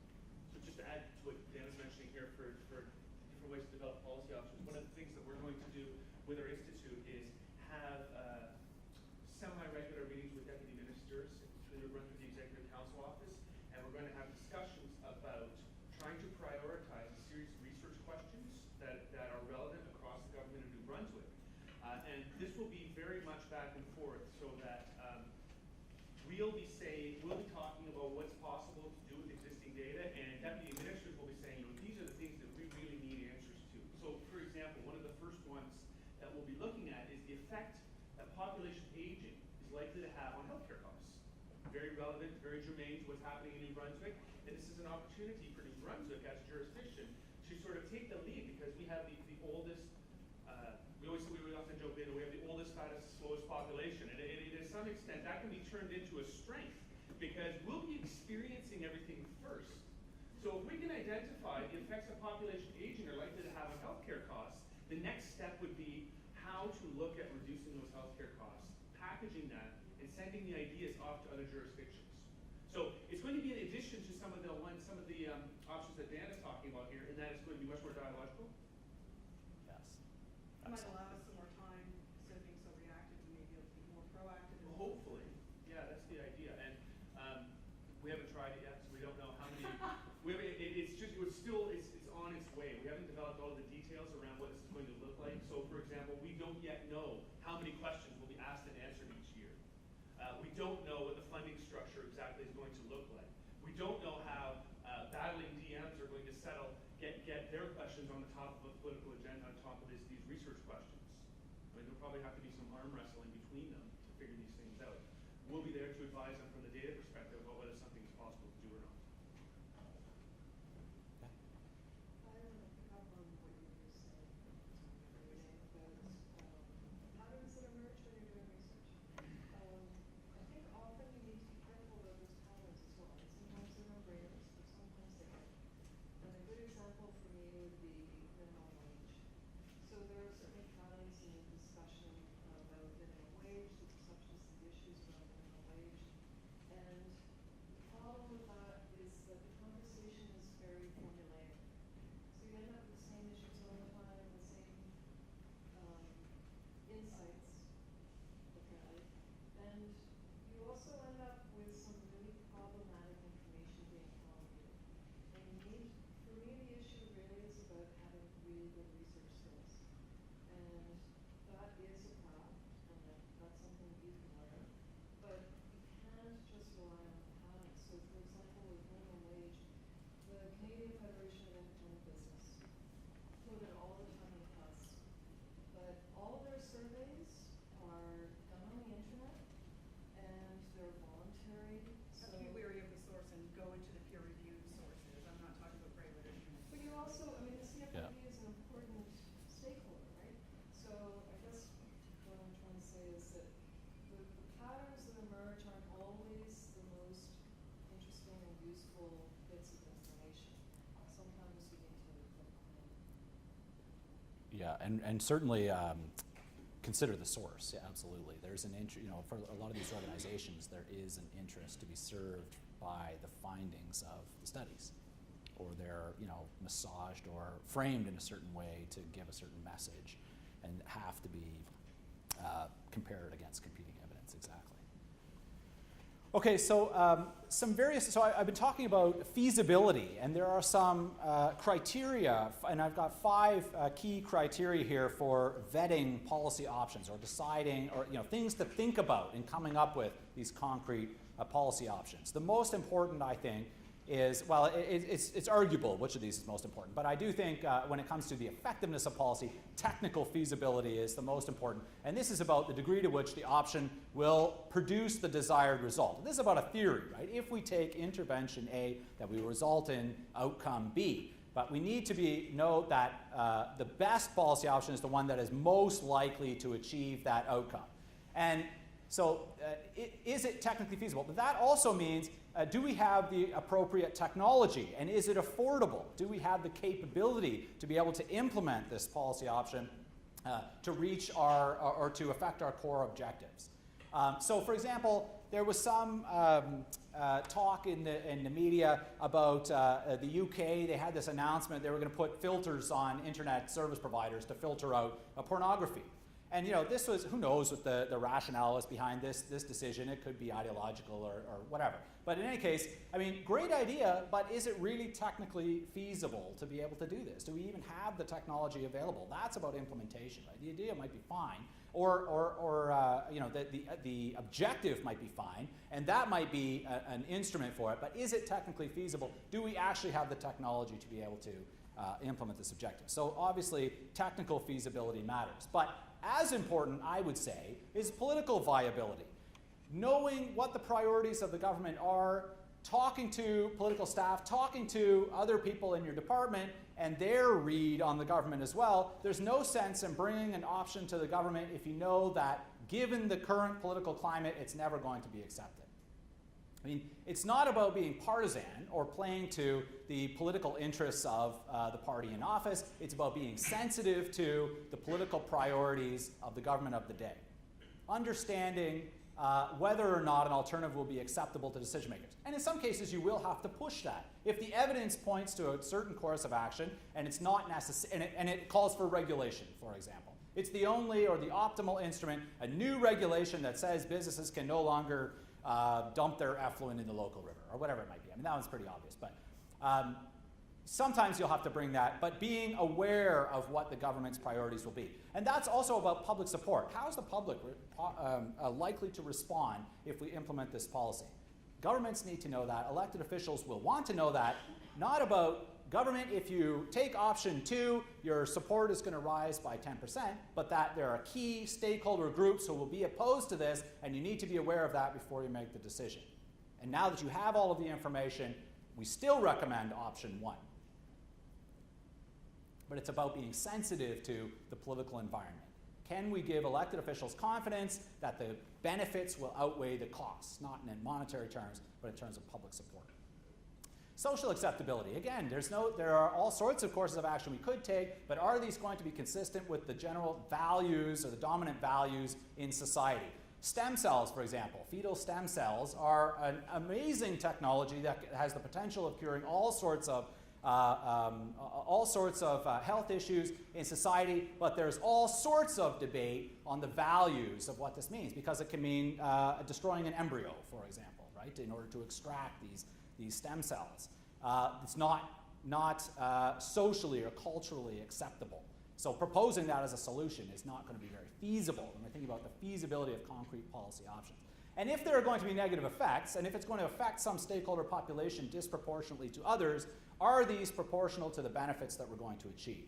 Can we say that it's still the optimal course of action, even though somebody's interests are going to be harmed by this? And in many cases, they will, right? There will be winners and losers in public policy.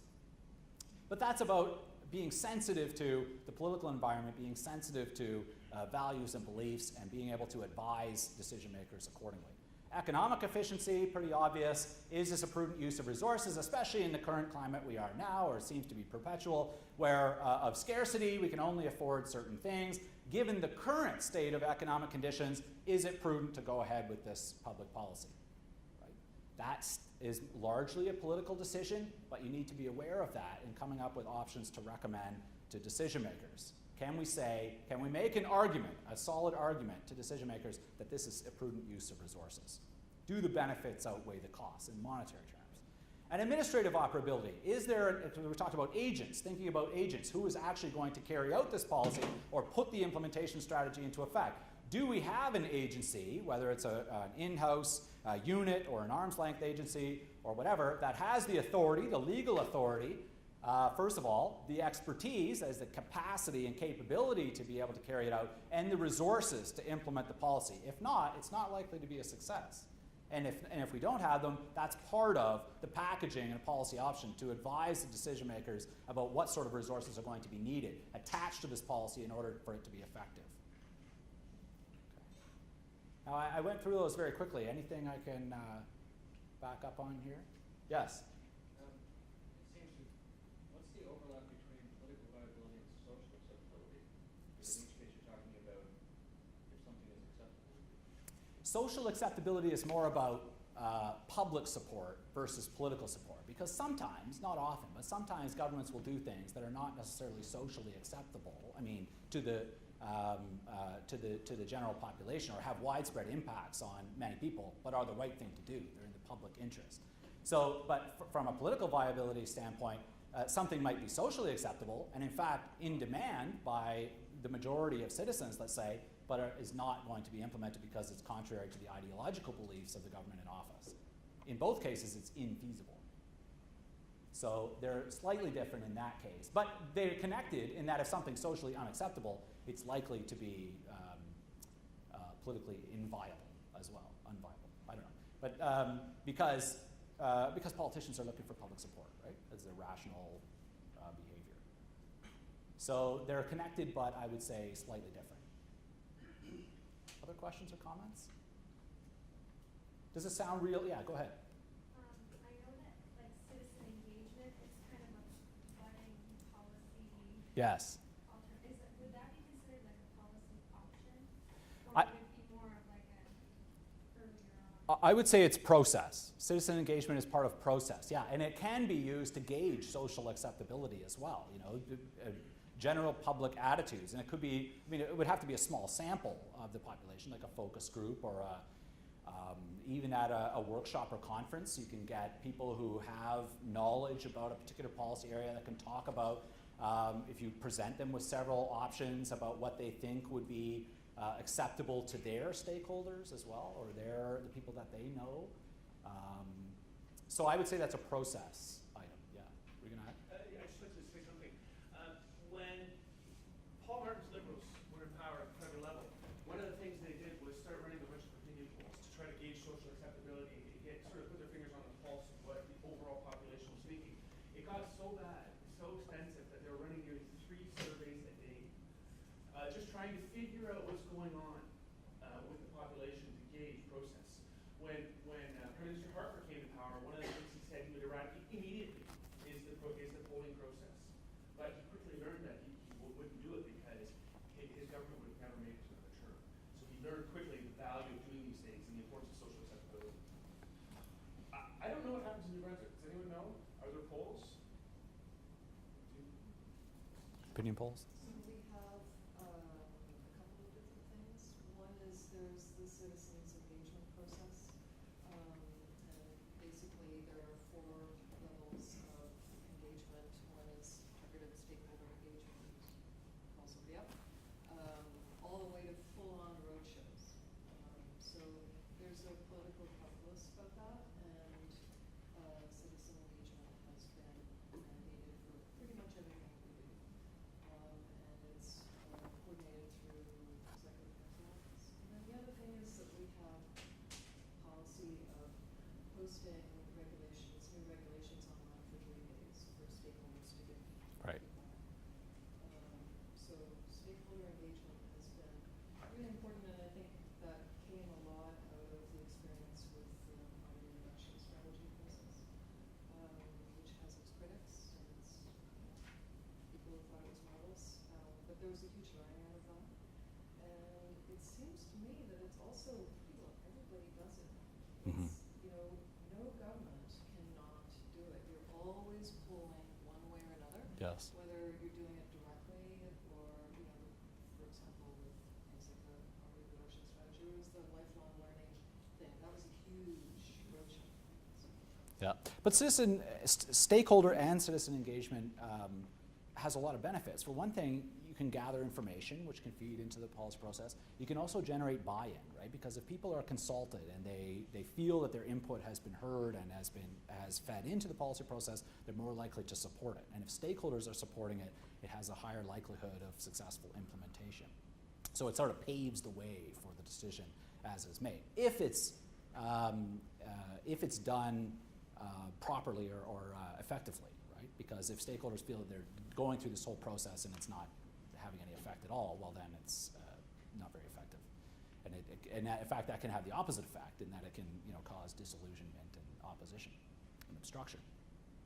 Other questions or comments? Yeah. You also forgot to mention the effect of those public engagement things, because it offers the government a chance to come up with a communication strategy to neutralize those values if they don't agree with it. Yes. Strategic use of Engagement engagement. is a good example of that, right? The way government handled that, the kind of spin that they put on, that we put on shale gas fracking on the government website, it was a particular orientation, political, particular perspective. It was not neutral at all. So, anyway. To anticipate and circumvent opposition. Yeah, and I mean, and that is a strategic approach, and important if the government's going to make a decision in one particular direction that they can anticipate that opposition and try to neutralize it early on. Yeah, interesting. Social acceptability would maybe have more weight when you're looking at a minority government situation. Because if Possibly. somebody feels very comfortable in the majority, then social acceptability factors reduce. It's not Could be, important. yes. They don't feel as vulnerable politically. Yeah, in a minority government situation versus a majority. Yeah. What's the situation in New Brunswick right now? Majority government. Yeah, yeah. Any other comments or questions? Yes. Just quickly, I think it's important to understand the nuance between the consultation and an engagement process. Right. They both gauge social acceptability and interface with stakeholders. A true engagement is when you receive policy direction from the forum in which you're engaged. Yes. The government theoretically devolves their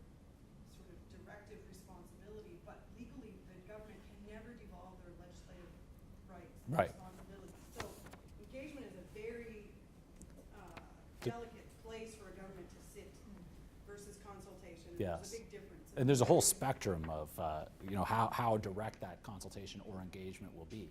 Where at the farthest end, as you're talking about there, where the decision actually emerges from the engagement process. We're So not it's just taking it into consideration. We're going to ask you what we should do. yes, yeah, and I would say that's probably used far less frequently than Termed engagement, but it's not really. right. Yeah, it's more a consultation or like a sounding board essentially to head off opposition, which is important too. But yeah, I mean, calling it engagement is somewhat disingenuous.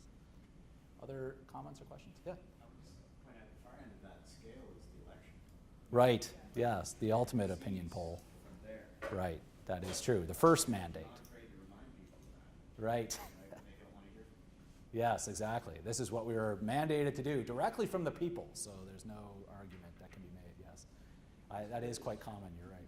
Curious from a policy perspective, the work that you folks have done, what would be considered, say, the most effective process right now in terms of engagement from a polling perspective? Would it be the media, like social media, or looking at polls with public consultation? From your perspective, Yeah.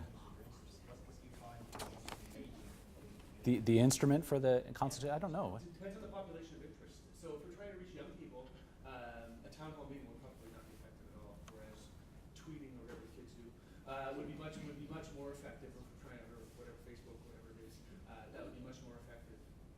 So it does depend on populations.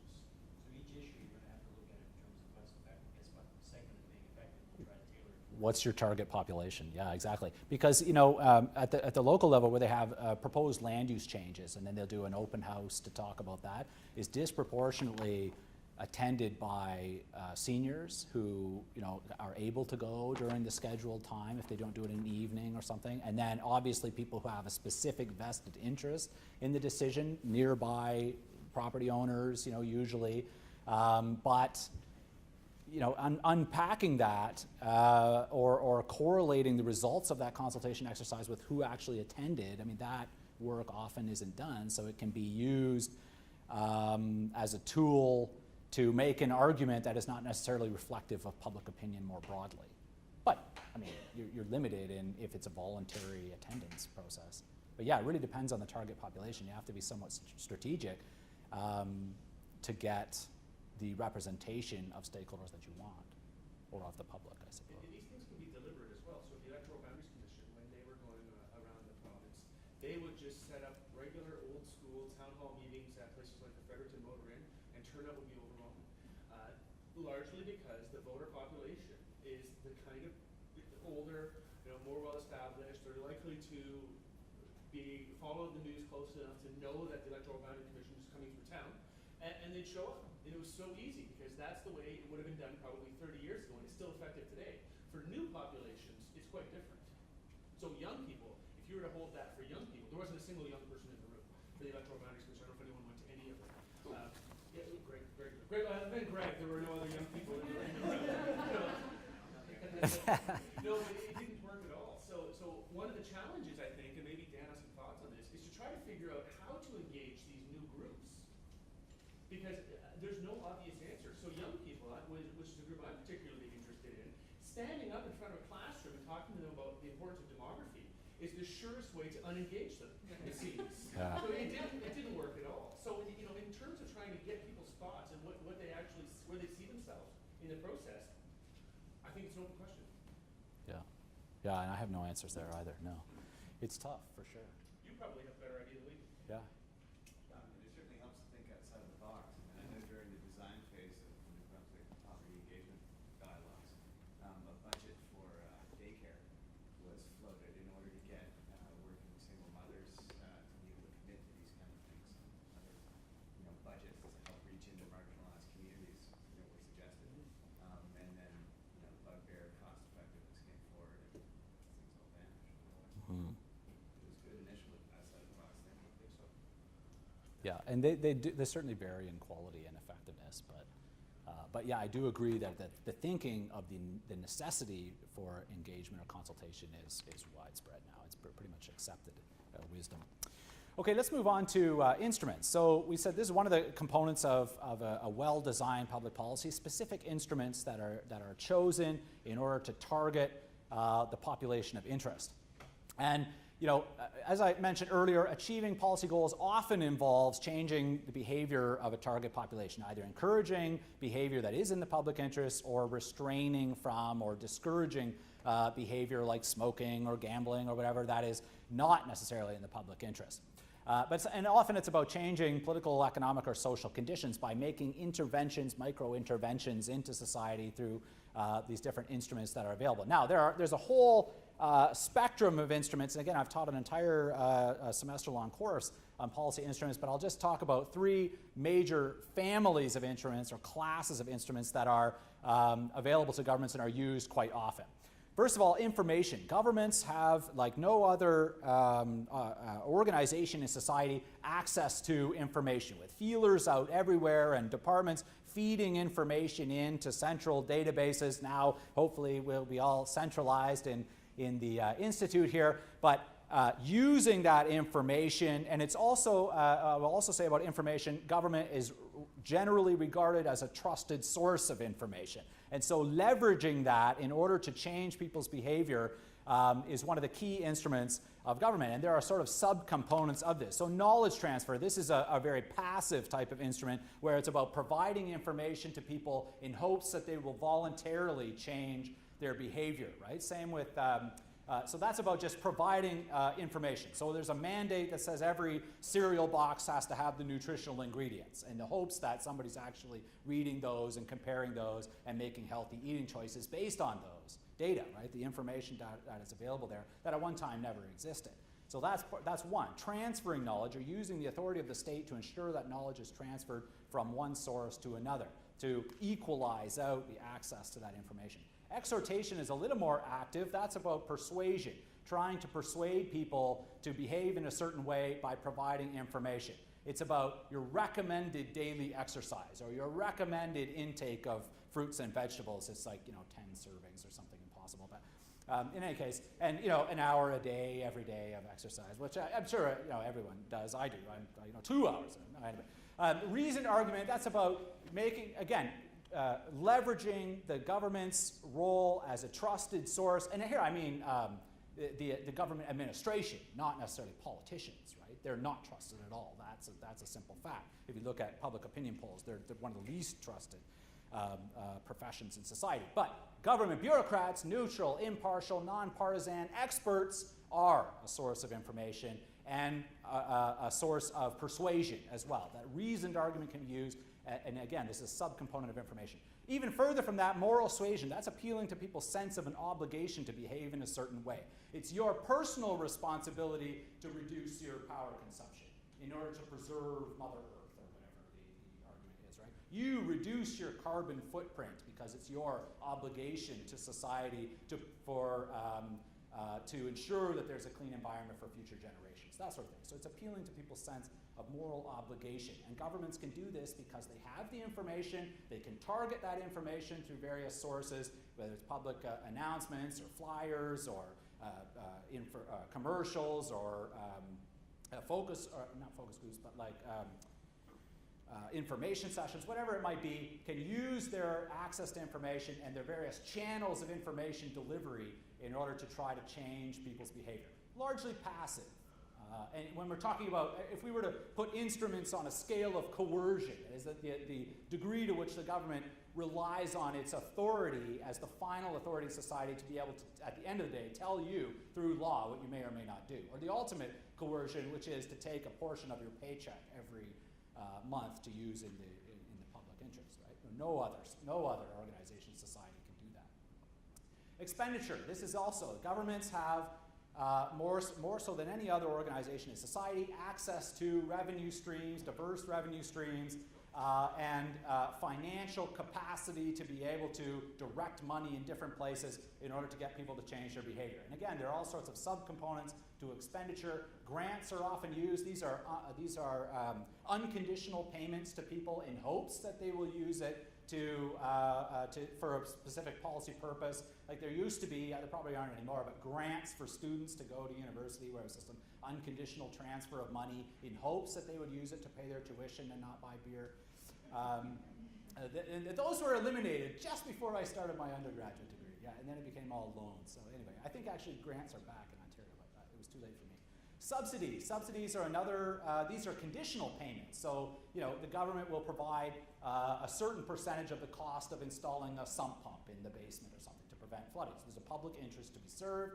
People will not, research has been done that they are not willing to part with a certain amount of money, even though it's going to have benefits for themselves. But if you provide some incentive funding, they'll kick in the rest and behave in a way that's in the public interest. Taxes and fees, these are often used for restraining behavior, so-called sin taxes on alcohol and cigarettes and that sort of thing. At least part of the rationale is that it will reduce consumption or at least regulate consumption to discourage undesirable behavior. Or even if it doesn't, at least the revenues can be used to ameliorate the social ills that come along with this behavior. Tax incentives like RRSPs, for example, providing incentives for people to save for their own retirement, and that's tax deductible now with the promise that you'll be paying taxes on that later in your life when you start drawing on those savings.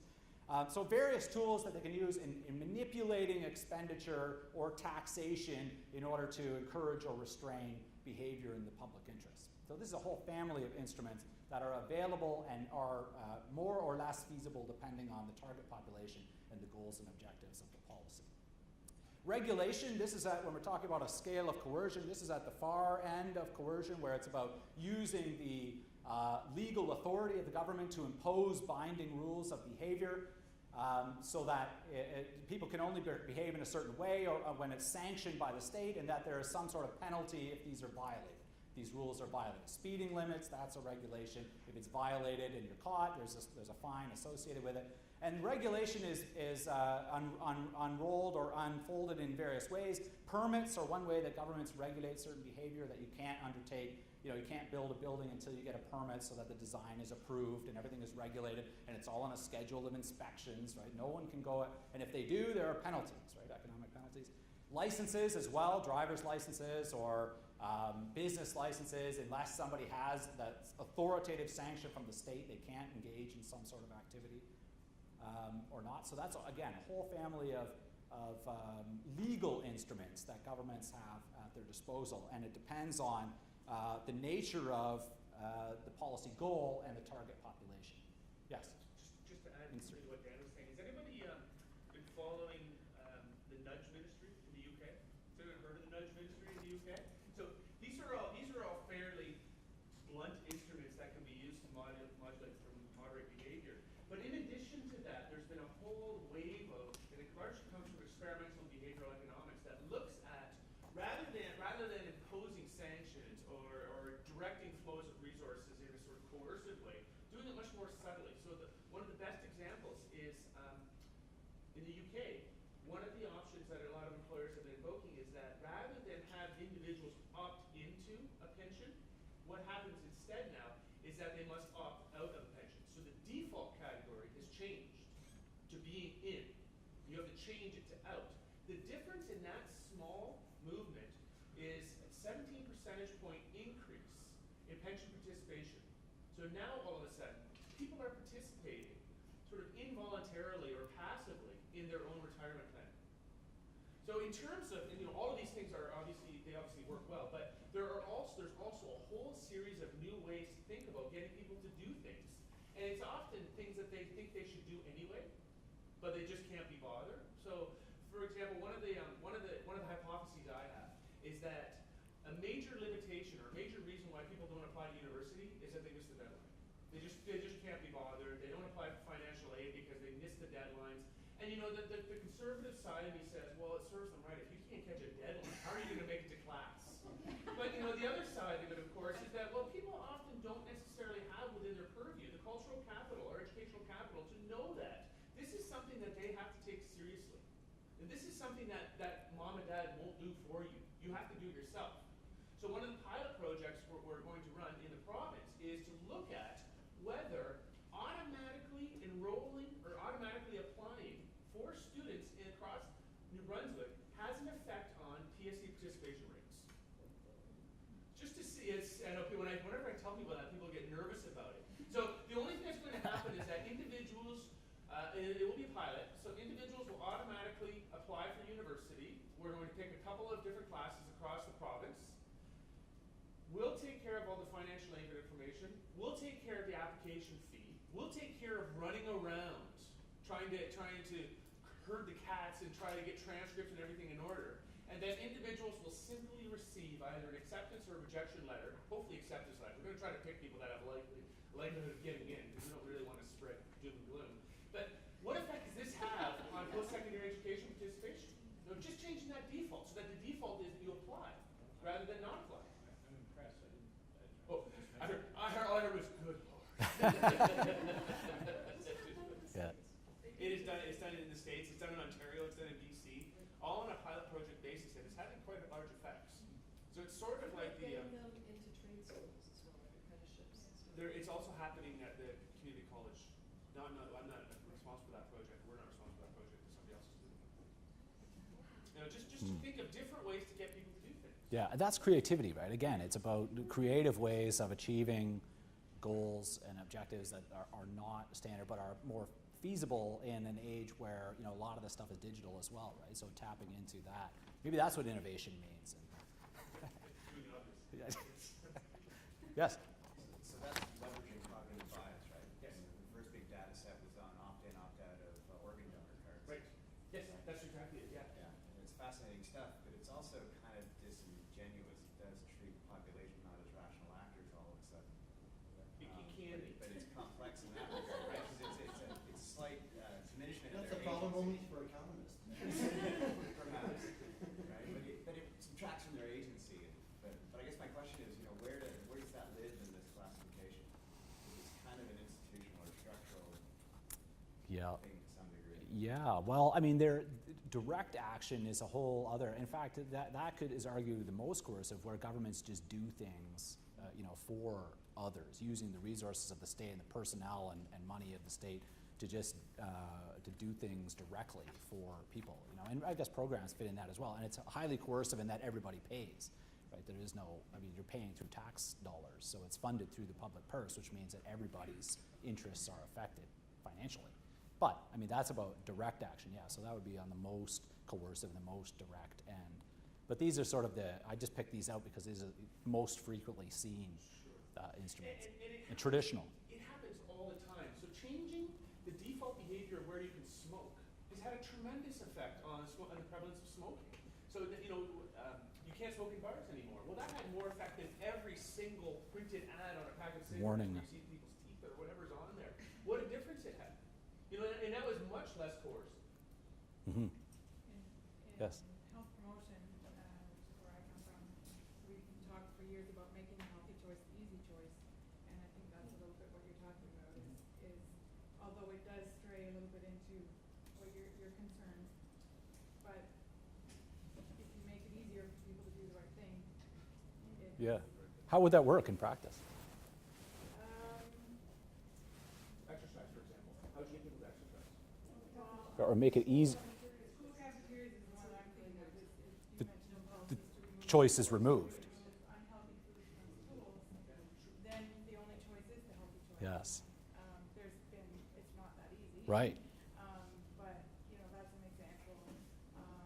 Trying to maybe lower the cost of, there's been talks of, and ideas about subsidizing the price of fruits and vegetables and maybe raising the price of Yes. less healthy foods. And, Yeah. so there's Changing the calculus of Just costs and eliminating benefits. the subsidies for some of those things, right? Yeah. That too, yeah. But that which is where you get into the other side of the coin, which is government's default positions on policies. So for example, you have to apply for the old age supplement. You have to apply for the child tax credit. Why isn't the default of the Revenue Canada agency that people are automatically considered for those things rather than having to apply, right? So many old people don't get the supplement, even though they're eligible.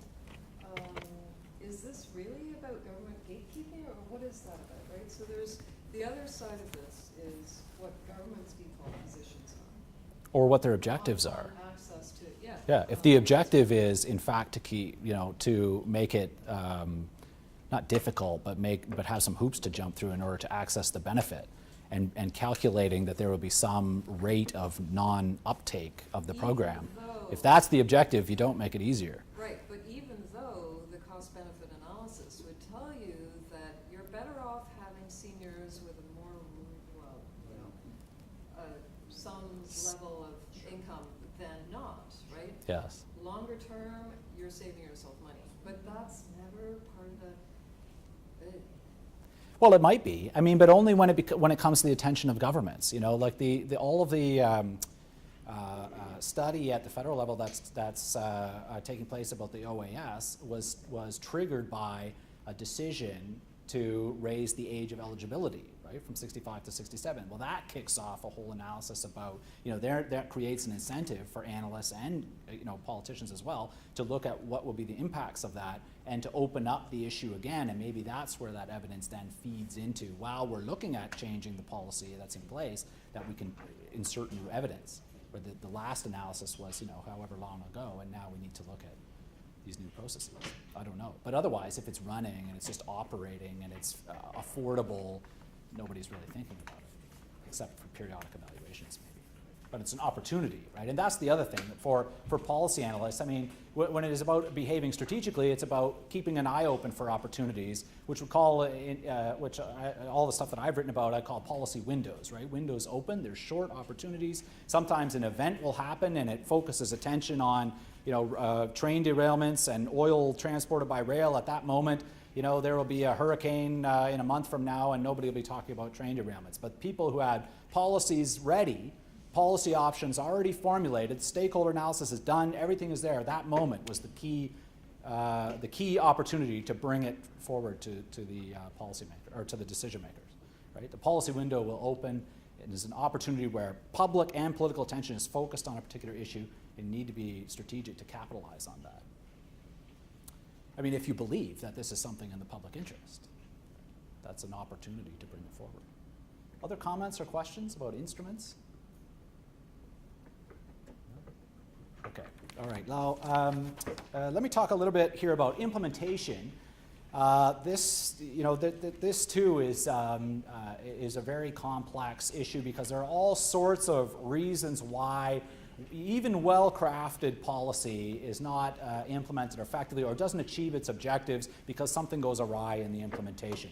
So there's only so much control that can happen because these processes unfold over time and in changing circumstances. But there are some things to think about, most of which I've already talked about. A well-crafted policy design or a well-designed public policy where there is a sound and concrete understanding of the causes behind the problem or the conditions that we're trying to change, the behavior that needs to be targeted in order to change or to solve the problem.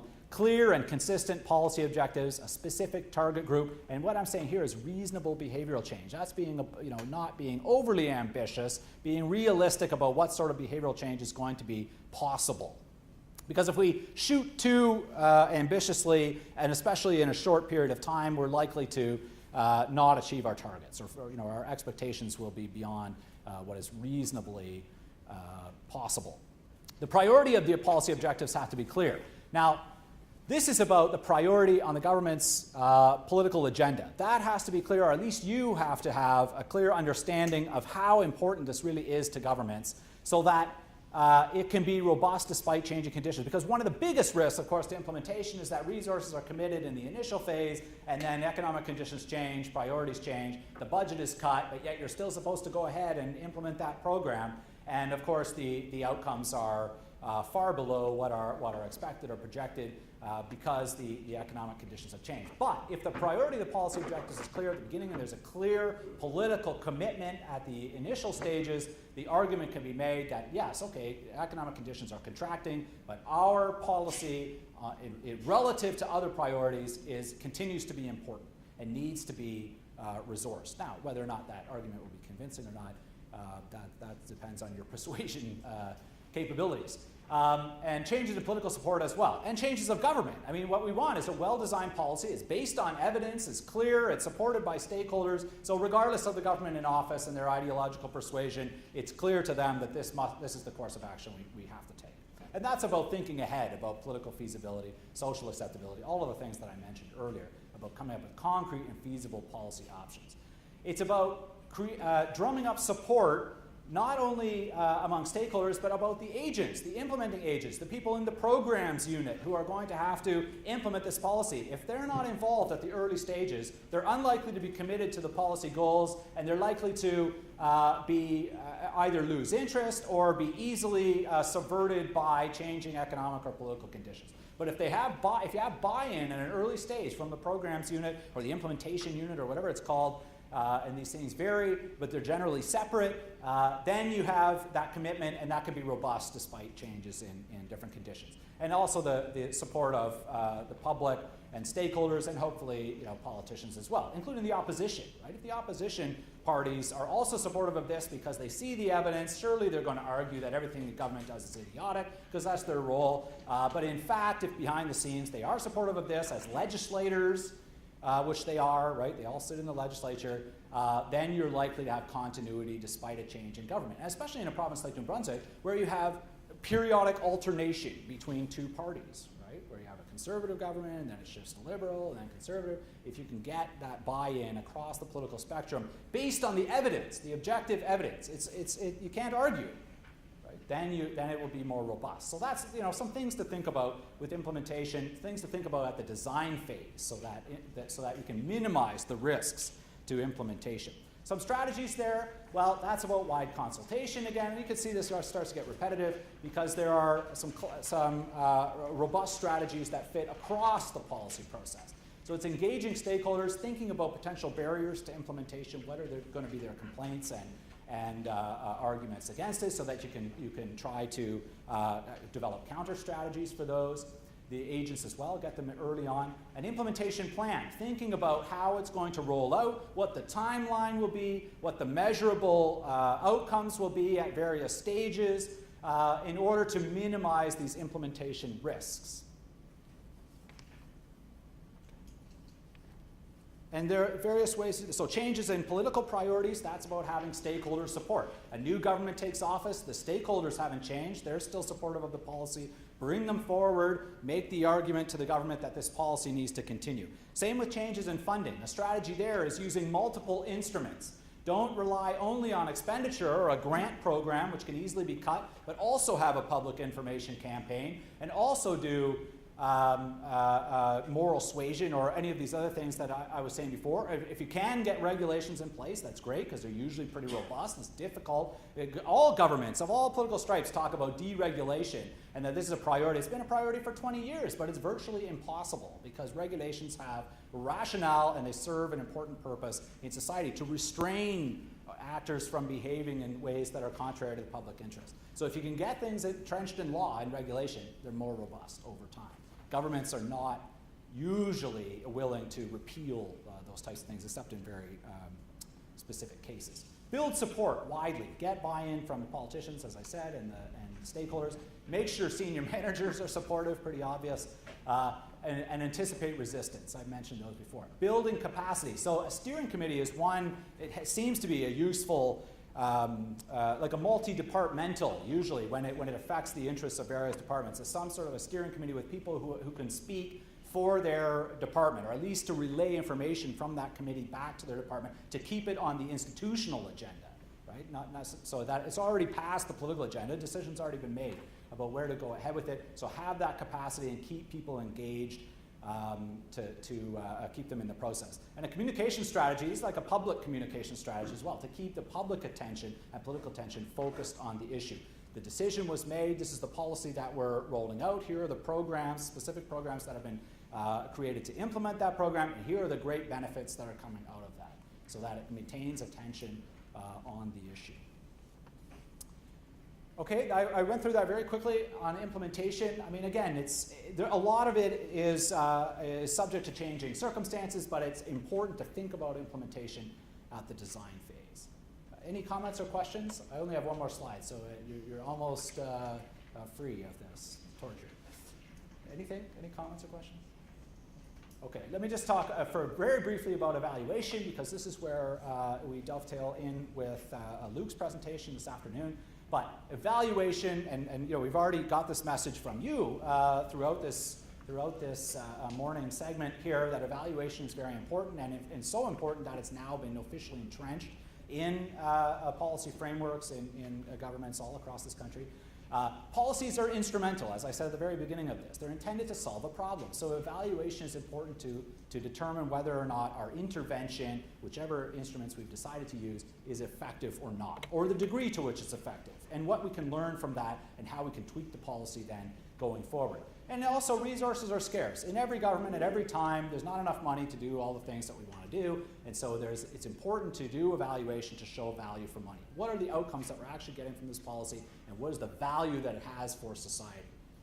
In other words, why we should continue to invest in this course of action, or not, if we find that it's in fact not effective. The purpose is just to generate knowledge about a social issue. Are we actually having effective impacts on the conditions that we're trying to change?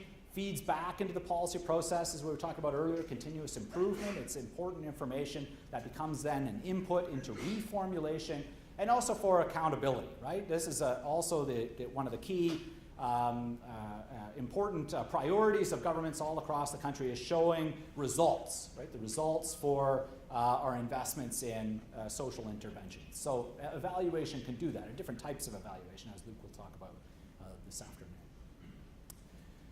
Any questions or comments before we end off here? We're a little early. Yes?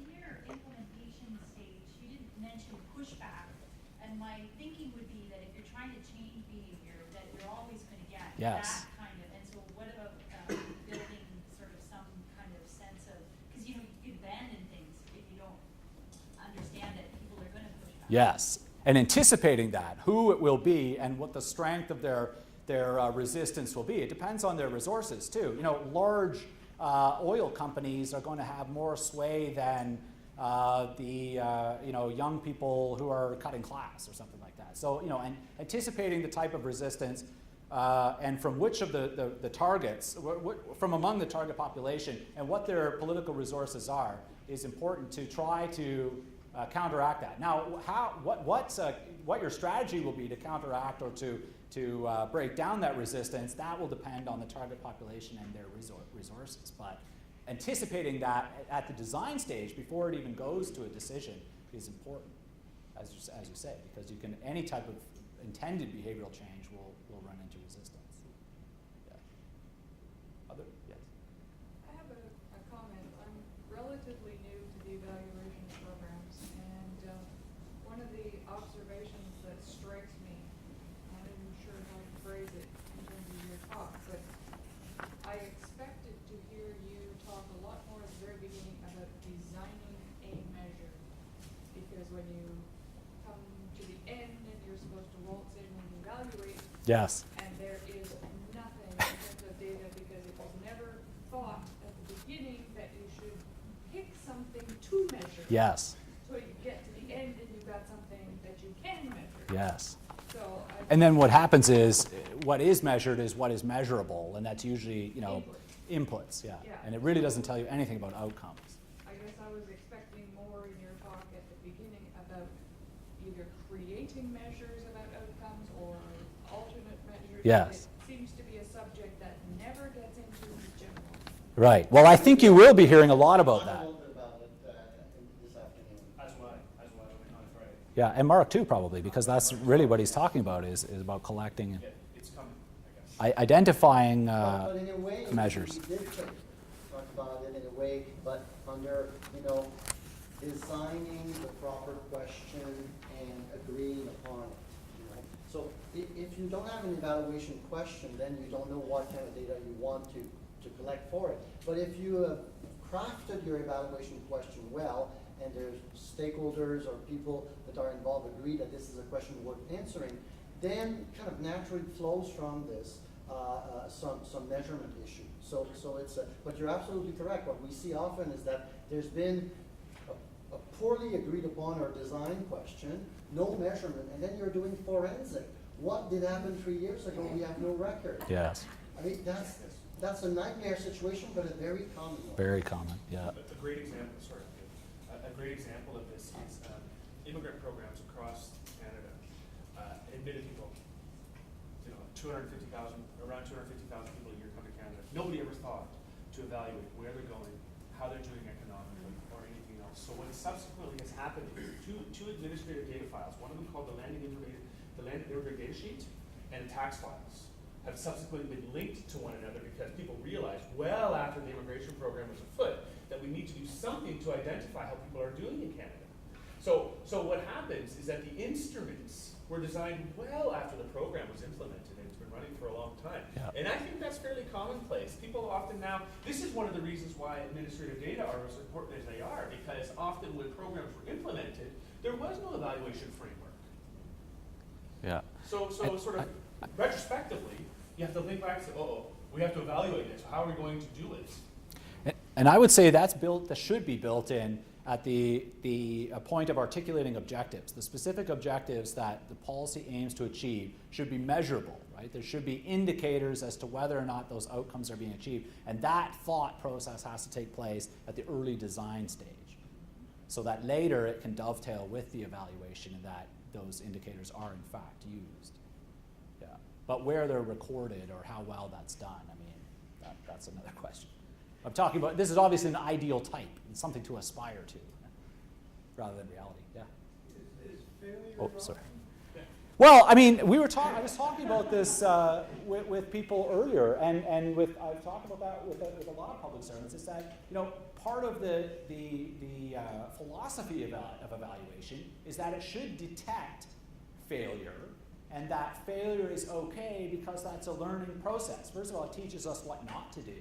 And it teaches us more about a social problem that we may have gotten wrong, or there are other symptoms or other causes that we haven't identified and are only emerged through the program rollout and dealing with the target population.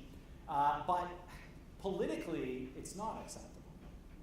So, I mean, but I do think, from a public servant's perspective, someone doing the evaluation to frame it as what can we learn, or what have we learned from the rollout of this program, without actually using the term failure, right? Just to say, you know, what was the use the government jargon, the effectiveness, what was the program's effectiveness or its impacts, and if it's found that it didn't achieve the stated objectives, or that some were achieved and some weren't, well, there's something to learn there, rather than saying it was an utter and complete failure, because that's not, you know, politically acceptable.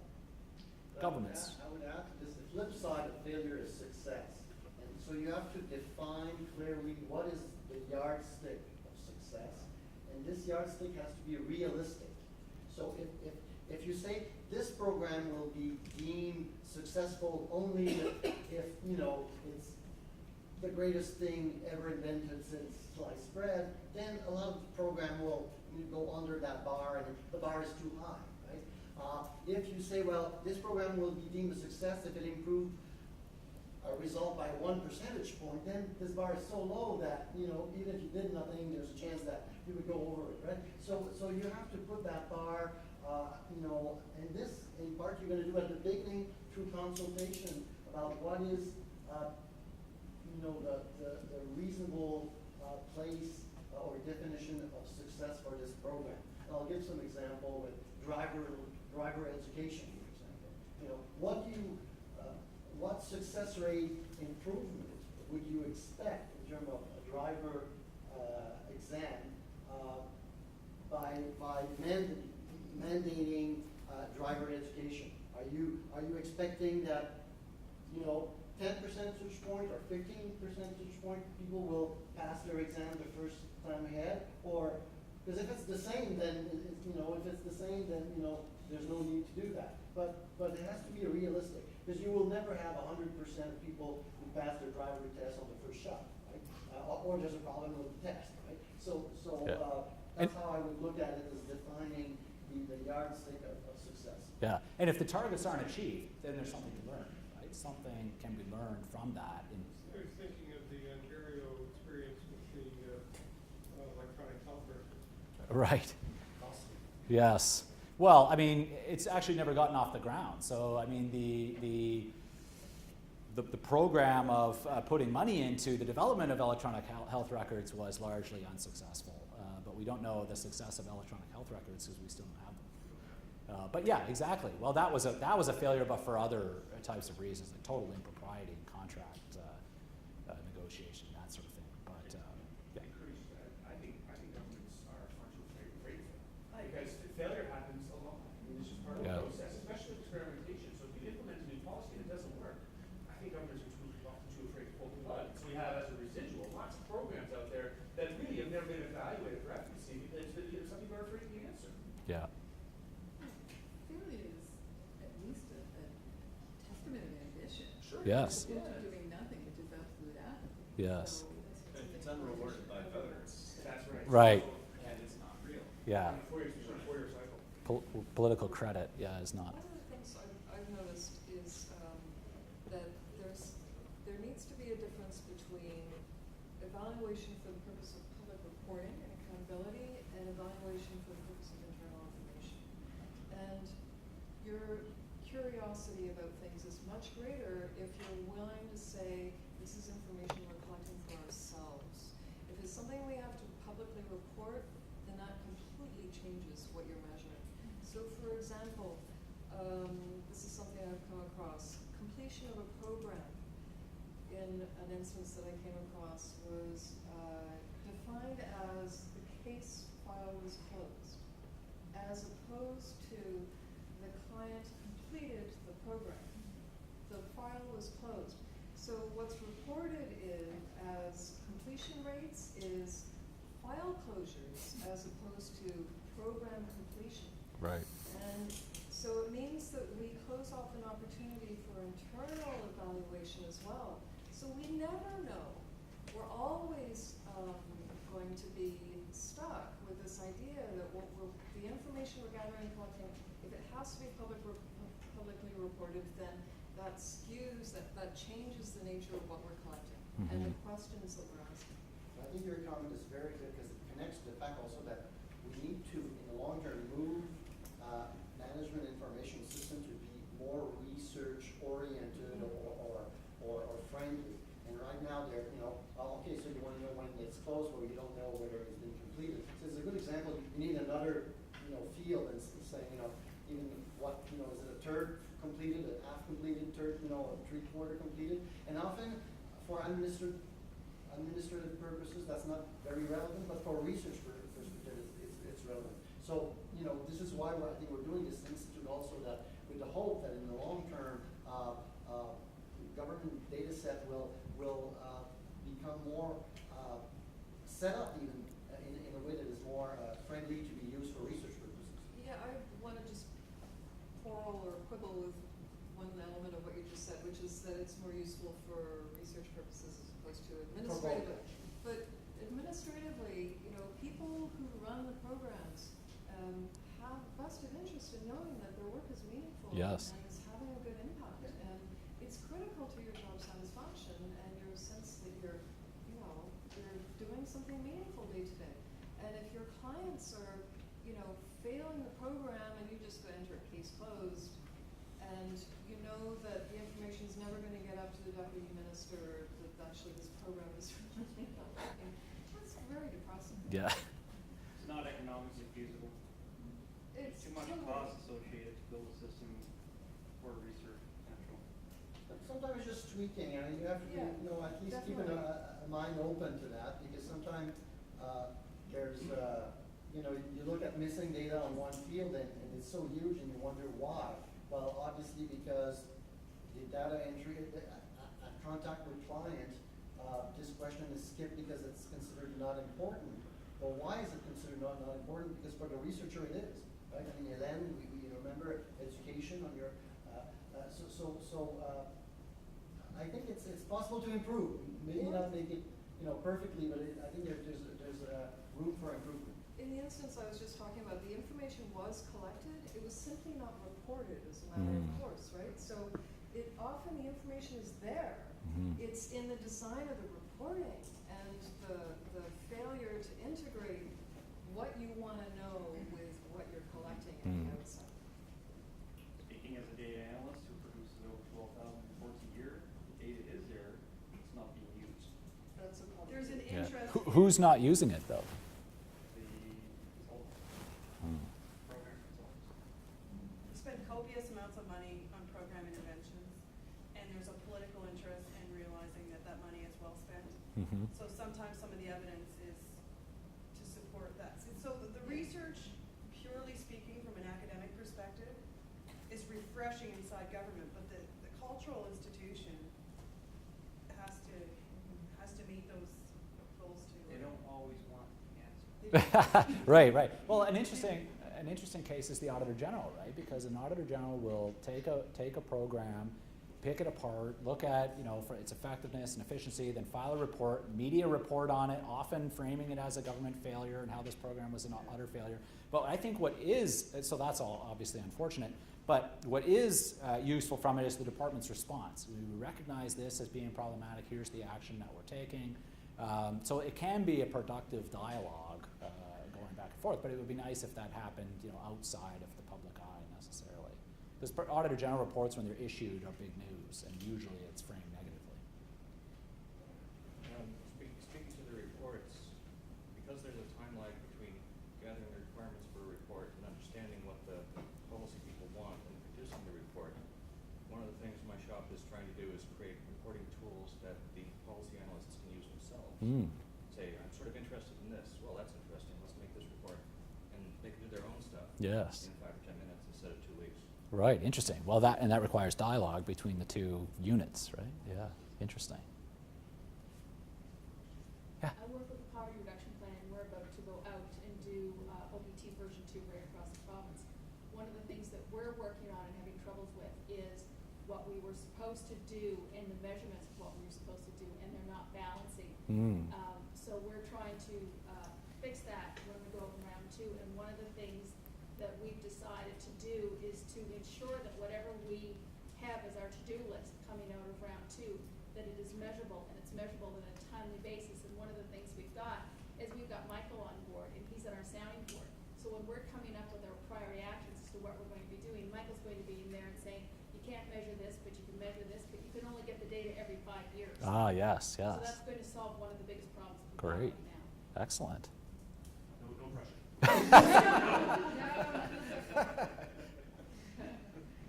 Okay, I'm trying, are there any other questions? Charlie, you had your hand up. Comments? Oh, I was just relating all the information, and everybody was talking about to my own position as a grad student, and actually, Luke brought up the point that, you know, the whole purpose of this workshop is to sort of bring university and government together and talk about better research and program practices. But I was thinking, you know, just in terms of the position of a graduate student, what can you do, you know, like if I go into a PhD later on, I'm doing a master's now, but if I go into a PhD, you know, how can I connect my program as a growing researcher with government objectives and sort of help each other grow and learn Yeah. together? How to do that? Yeah. Two-pronged answer, right? Ye- Two-pronged yeah. answer to that. First is social policy research network. We have Nick here, he can help with that. His organization can help with that. Second, lots of faculty members are working fairly closely with government, and they set up sort of quasi-internships where, as part of your graduate study, you spend some time in a government shop. We have several people here that are doing that now. And I think it's been beneficial on both, I don't want to say too much about it, but I think it's been beneficial on both sides, where, you know, young people get an opportunity to see how the real world works, how a government agency works or a department. And then the other side is that you have some new blood, you know, and you have cheap labor. So often these internships are heavily subsidized, so it's not a huge financial outlay for a department, and that's just particularly important in a cash-strapped province. But it does sort of work to connect people to one another, and I think it's been useful so far. Yeah, and I would strongly encourage that as well, because, you know, it can be very rewarding to do research that has applied, you know, realistic, grounded application through dialogue with the public service or other organizations that have questions that need answering, more so than something that's very abstract and may never be used. I did the same thing. My thesis research was comparing 6 cities in their emergency planning with the objective of improving emergency plans and why some do more than others and what the causal factors are. And ultimately, I gave them all the results and they said they found it useful. So I mean, that was meaningful for me, and it ended up being further research from there. So I definitely encourage that. And there are, and my experience has been that public servants are receptive to that type of relationship. There are lots of risks as well.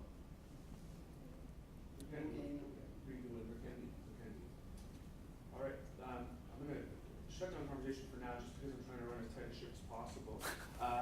We have evaluation, you're going to hate me by the end. We have evaluation forms for every presenter this week. So I'm going to hand out, well, this evaluation is important, right? So I have to do this. So please write the name